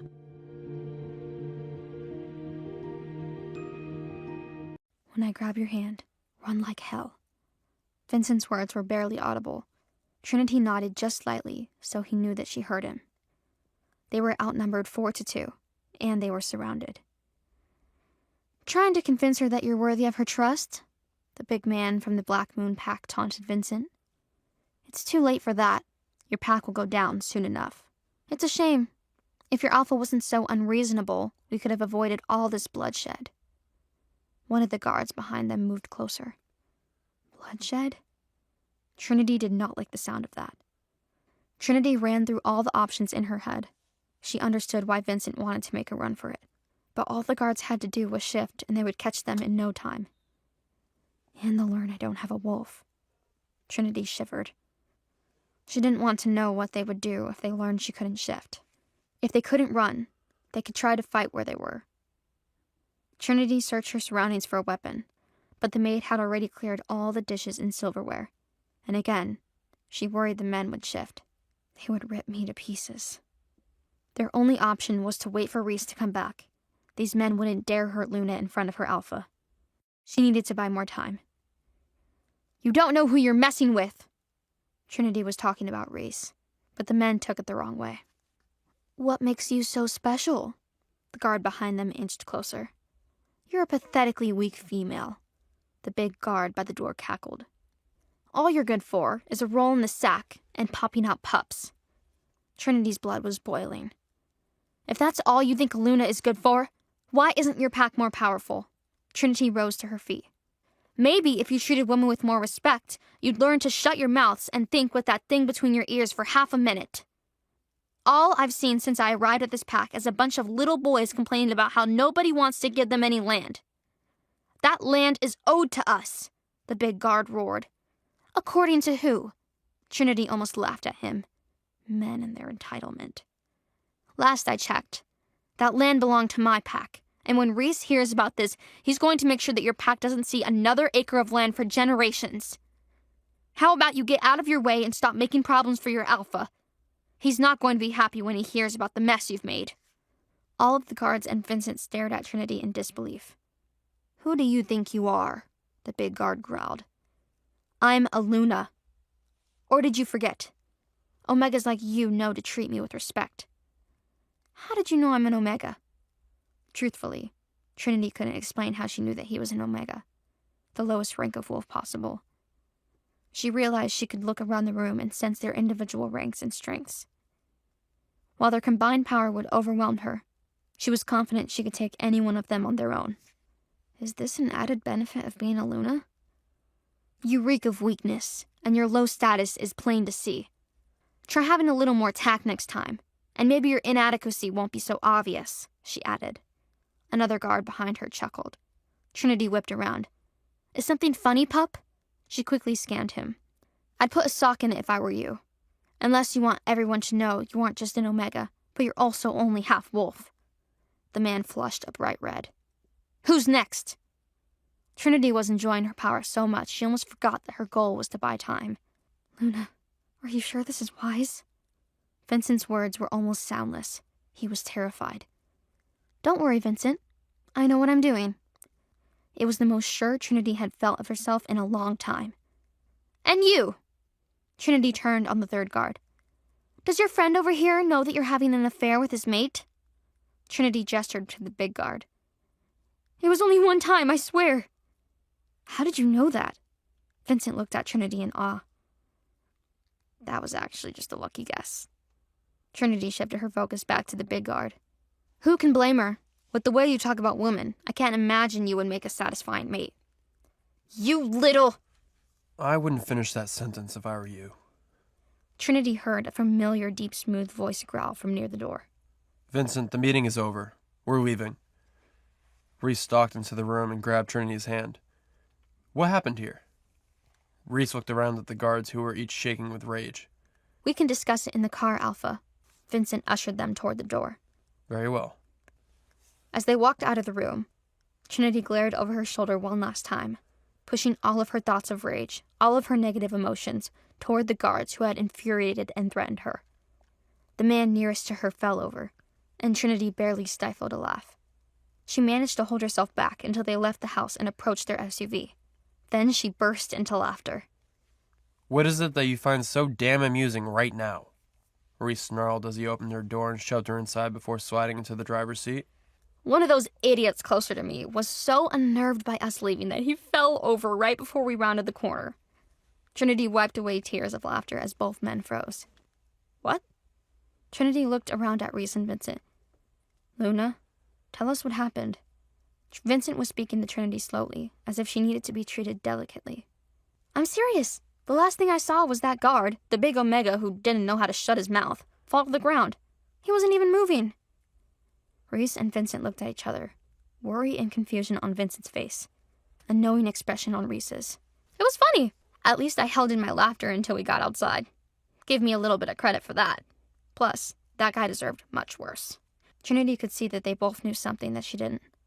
I'm so tired of being kept in the dark. Can we go? Trinity crossed her arms. I just want to get out of here. Reese started the car and put it into gear. Trinity felt a wave of relief as the Alpha house disappeared behind them. The meeting ended much sooner than I expected, Vincent probed. And not a minute too soon. Trinity shuddered to think what would have happened if Reese hadn't shown up. She had been running out of stalling tactics. She would have to find a more effective way to defend herself next time. Sir? Did something happen? Yeah. We heard the commotion. Reese drove faster. That, and I was done listening to his stupid, baseless demands. What was with this pack? What happened in there? Why was everyone so angry with you, little bunny? He questioned.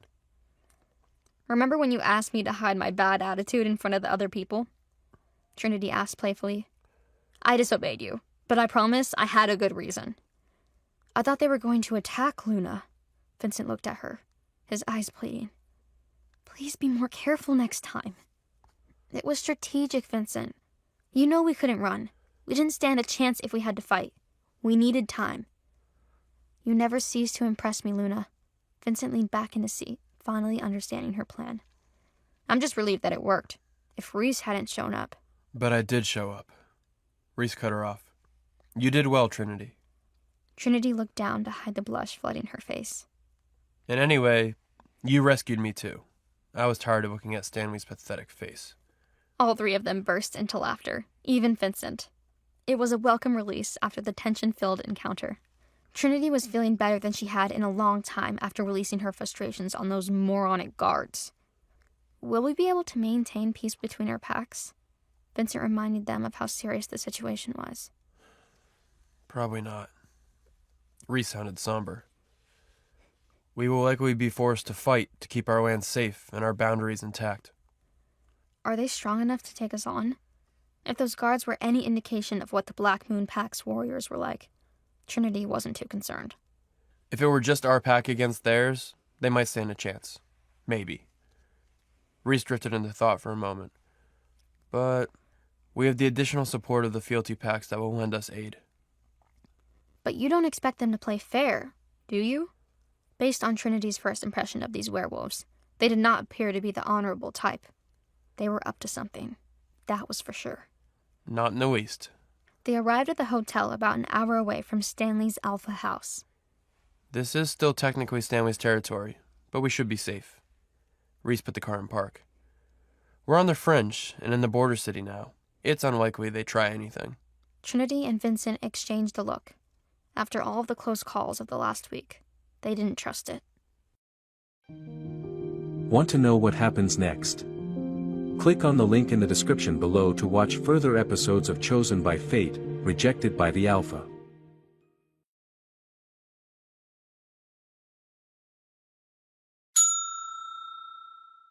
Trinity couldn't resist hitting the bell on the front desk.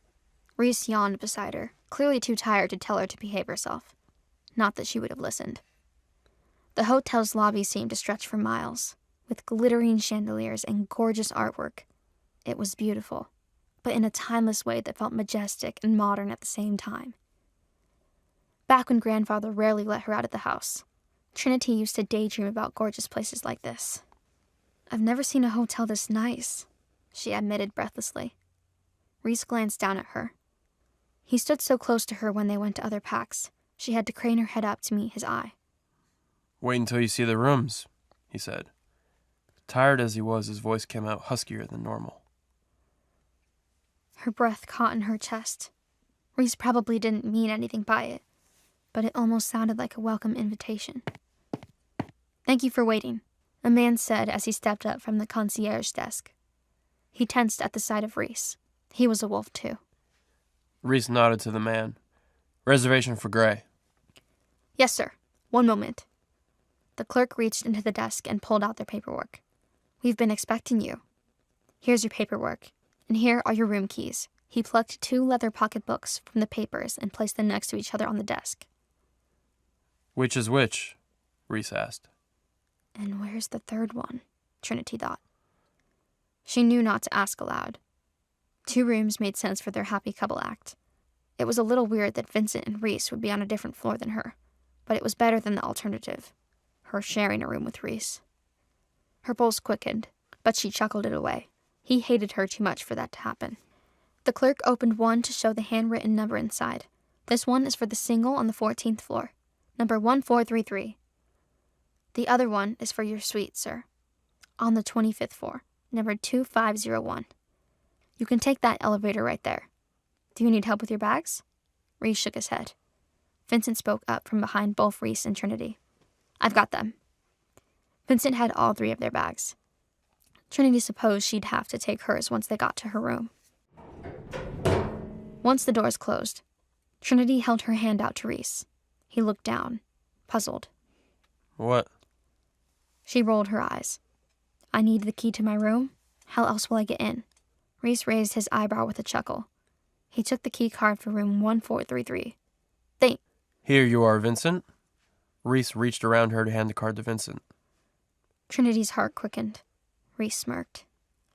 Vincent took the card while avoiding Trinity's eyes. "Thank you, sir. Should I carry your bags up?" Trinity couldn't breathe for a moment. "I can manage," Reese said. He took his and Trinity's bags from Vincent's hands. Oh, goddess. The elevator dinged to a stop on the 14th floor. Oh, goddess. We're sleeping in the same room. Vincent met Trinity's unbelievably wide eyes. "Do you need anything, Luna?" he asked her. Help. She needed a way out. She couldn't sleep in the same room as Reese. She'd never been with a man over a night before. What did Reese think was going to happen? Would he shove her away like normal? Or was tonight the night he tried to make a move on her? He wouldn't, would he? Reese nudged her with her bag. "Well, little bunny, do you need anything?" Trinity could hear the laugh in Reese's voice. She was nothing but a joke to him. A plaything that he hadn't taken out of the wrapper. Joke's on him, she thought. I'm staying in mint condition. Trinity narrowed her eyes at Reese. She wasn't backing down now. If he wanted to play chicken with their mate bond, then she would do it too. Not at all, she said. Good night, Vincent. Vincent looked worried as he stepped off the elevator. Good night. Be careful. When Reese smirked, she could see his canines, waiting for something to bite. Trinity held the eye contact for the rest of the ride to the 25th floor. It was the top level, and there were only 2 suites on the entire floor. Reese finally broke their stare to lead the way to the room. She tried to comfort herself as she followed him. It's a suite. Suite means multiple rooms. He can sleep on the couch like the dog he is. He stepped in front of their door and sought out her eyes again. Without blinking, he slowly pulled the key from its leather holder and pushed it gently into the lock. Trinity gulped. She couldn't help it. His eyes darkened, and she knew enough to know what that look meant. He wants me, she thought. He's going to try tonight. The thought should have repulsed her. She should have turned on her heels and rushed down to Vincent's room. Anything to get away from her big, bad alpha mate. So why did her whole body heat up? Her stomach flipped as his tongue wet his lips. She fought the urge to do it too. He gripped the door handle in his fist. Next thing she knew, Reese stepped forward and swept her into a bridal carry. She yelped. Her hands flew up to grab him on instinct. He laughed so freely that she bounced against his chest. Welcome home, he taunted before crossing the threshold. He used one foot to push the door shut behind them. Trinity's eyes flew around their suite. Frantically, she took in a living room off of the entry hall. Another larger door led to the bedroom. She couldn't breathe. He carried her forward, and the door felt larger and larger with each step. Her heart pounded so loud that he must have been able to hear it. He walked past the edge of the couch and... He tossed her onto the couch. Trinity shrieked. Reese! He full belly laughed. Tears sprung into the corner of his eyes. You should see your face. She huffed, embarrassed and aroused and angry all at the same time. But why? Ah! He laughed again before dropping onto the center of the couch beside her. His body was so big that he took up most of it. She could have scooted back to the armrest for more room, but she refused to give him the satisfaction. His eyes danced. Use your words, little bunny. You, she spat out. It was the rudest thing she said to him directly. He smirked, leaning forward just enough that he became the only thing she could see. With her head tilted up to glare at him, and his tilted down to mess with her, there wasn't much space between their faces, or between any part of their bodies. On the couch? I took you for more a traditional girl. He mocked her. Her face burned at the insinuation. I'd never. You'd be missing out, he sang. He was having the time of his life teasing her. It was cruel and disgusting. So why am I so hot? She wondered. Why did she want to reach out and find another way to wipe that smirk off his face? You're the one missing out, okay? I've seen the way you look at me. You're not a good actor, Reese. I tricked you, didn't I? He leaned back against the couch, and Trinity missed the closeness immediately. Don't lie. I heard how scared you were. Well, I don't have my knife, she hissed. He looked confused. In case you tried anything. It needs to be mutual, or you lose something. Her eyes drifted down to his pants. He sat so casually with his legs spread wide. She fought a flush at staring so blatantly, but she needed to make sure he understood her point. It'd be a little hard to bite off. He pulled his legs together to protect himself. He looked flushed, too. I'm not a fan of biting, he told her, for future reference. And I'm not a fan of tricks, she told him. You could have told me about the rooms. He rolled his head back against his arm. He was practically draped along the couch at that point. It's a suite. Plenty of space for you to keep avoiding me. She lifted an eyebrow at him. Didn't think you cared. He lifted one back. I don't. Now get off the couch, unless you've changed your mind on sleeping with me. She cocked her head to the side and smirked. She reached out to put her hand on his knee. He tensed beneath her fingers. His eyes widened slightly. She leaned forward as she lifted from sitting to kneeling, and her face came close enough to kiss. She whispered, "Not a chance." Then she pushed up off the couch, using his knee for leverage. He needed a moment to recover. She got all the way to the bedroom before he called after her. You can't avoid me forever. I will have you one day, little bunny. Sure you will. And I'll have a wolf. He chuckled in shock, and she laughed too. About the time she learned to joke about it. Some things would never change. But maybe they would. One day. Want to know what happens next? Click on the link in the description below to watch further episodes of Chosen by Fate, Rejected by the Alpha.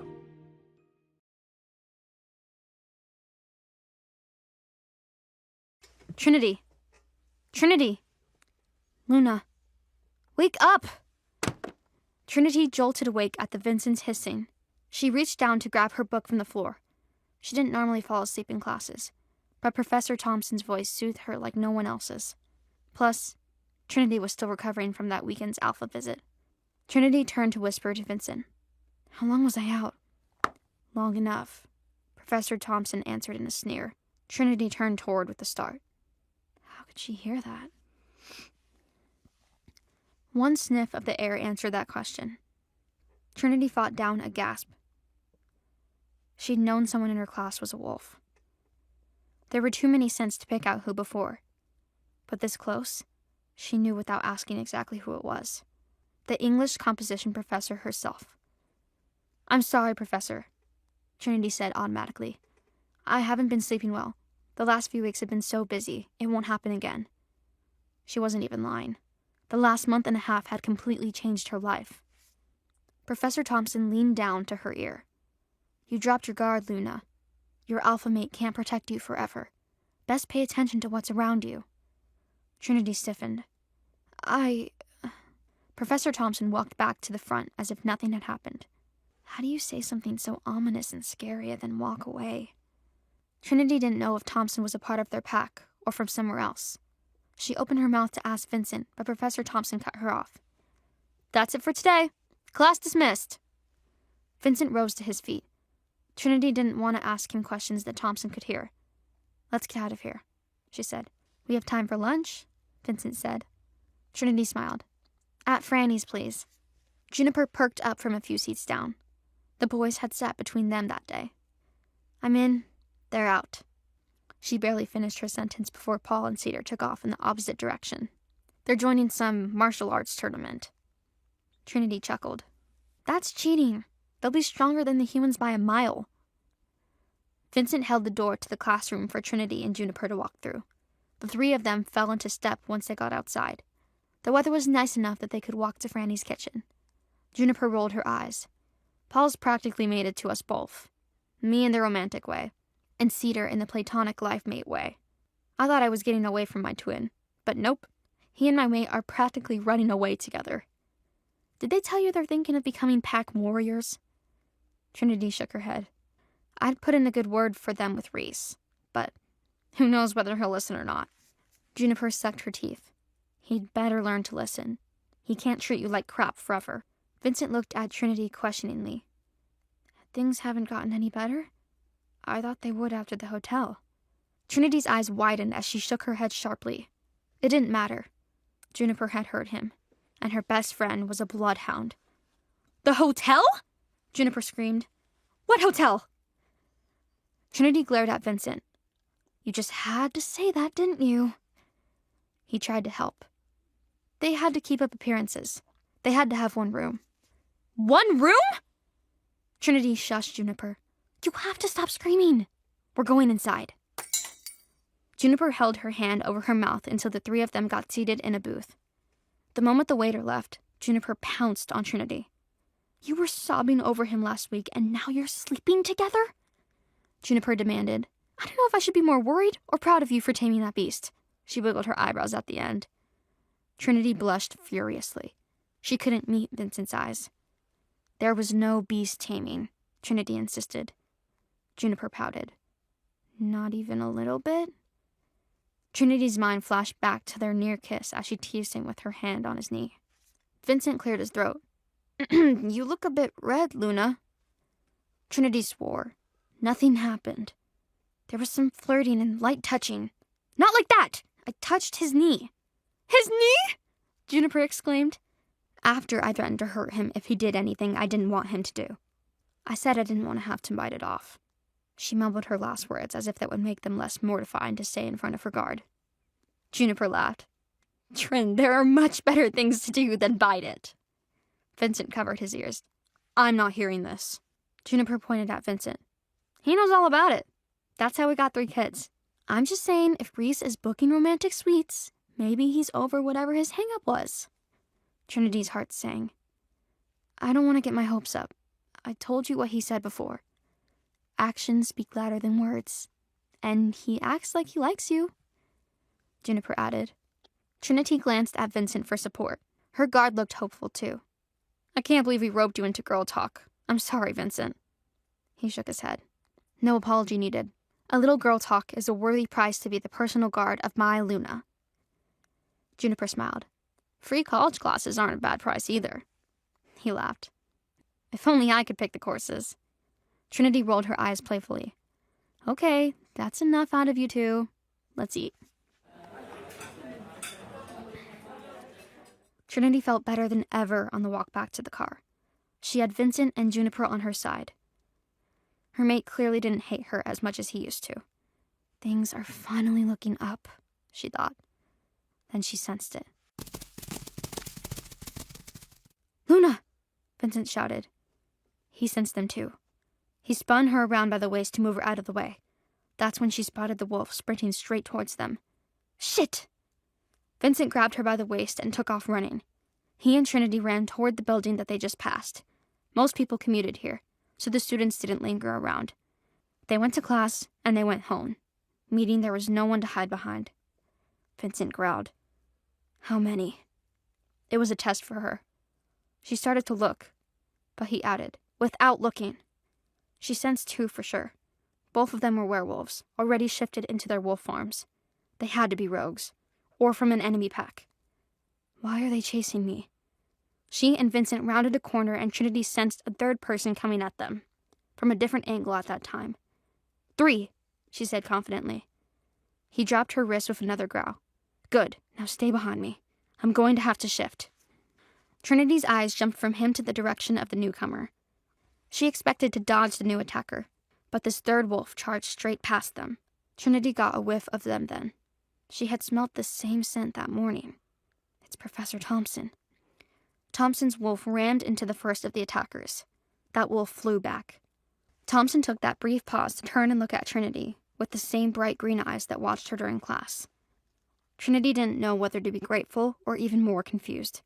Whose side was Thompson on? They didn't have time for questions. The 2nd wolf charged at Thompson. Professor!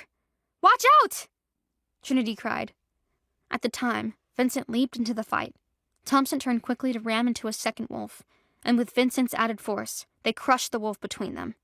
The 1st wolf still hadn't given up. He slinked quietly in hopes of getting to Trinity without anyone noticing. But Trinity wasn't as oblivious as they all thought. She watched the wolf out of the corner of her eye. The moment he lunged for her, she kicked off the wall and used it to propel herself away. He crashed into it, losing time and speed. He doubled back to leap again. That time, Trinity caught him in the jaw with the tail end of a backflip. His head flew backwards, and he roared in pain. Oh no, not more of them.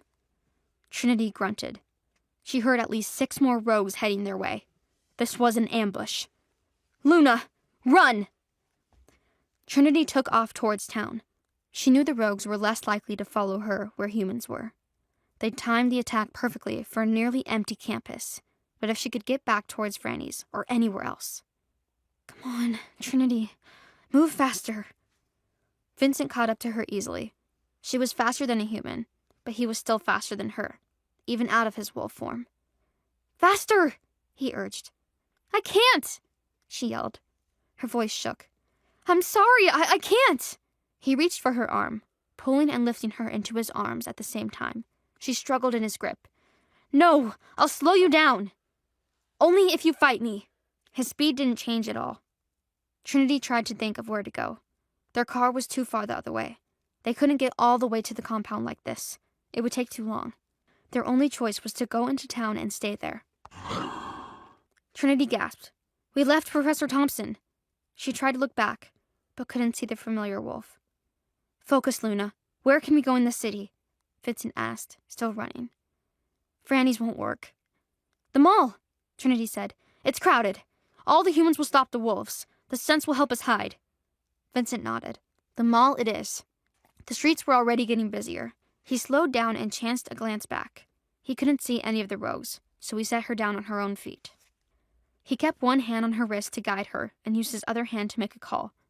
Rogue attack, he said the moment they answered. No time for games. I need you to get the others together and get to the mall now. Trinity could barely make out the other guard David's voice. Where the hell is the mall? Trinity took the phone. By the university, 5 miles north. Follow Chancellor Boulevard and you'll find us. Yes, Luna, be right there. Her heart pounded the whole way to the mall. The fountains in the center courtyard were their perfect vantage point. If anyone came near, Trinity or Vincent would see them. The two sat in tense silence, scanning the shoppers for friend or foe. Then Trinity smelt him. A wolf she would know anywhere. A wolf who smelled of spiced coffee and forest grounds. She chuckled. I thought you weren't saving me anymore, she said without raising her voice. She knew Reese was listening, and he rolled his eyes once he was close enough for her to see. So, the little bunny finally admits she needs saving. Never thought I'd see the day. Want to know what happens next? Click on the link in the description below to watch further episodes of Chosen by Fate, Rejected by the Alpha.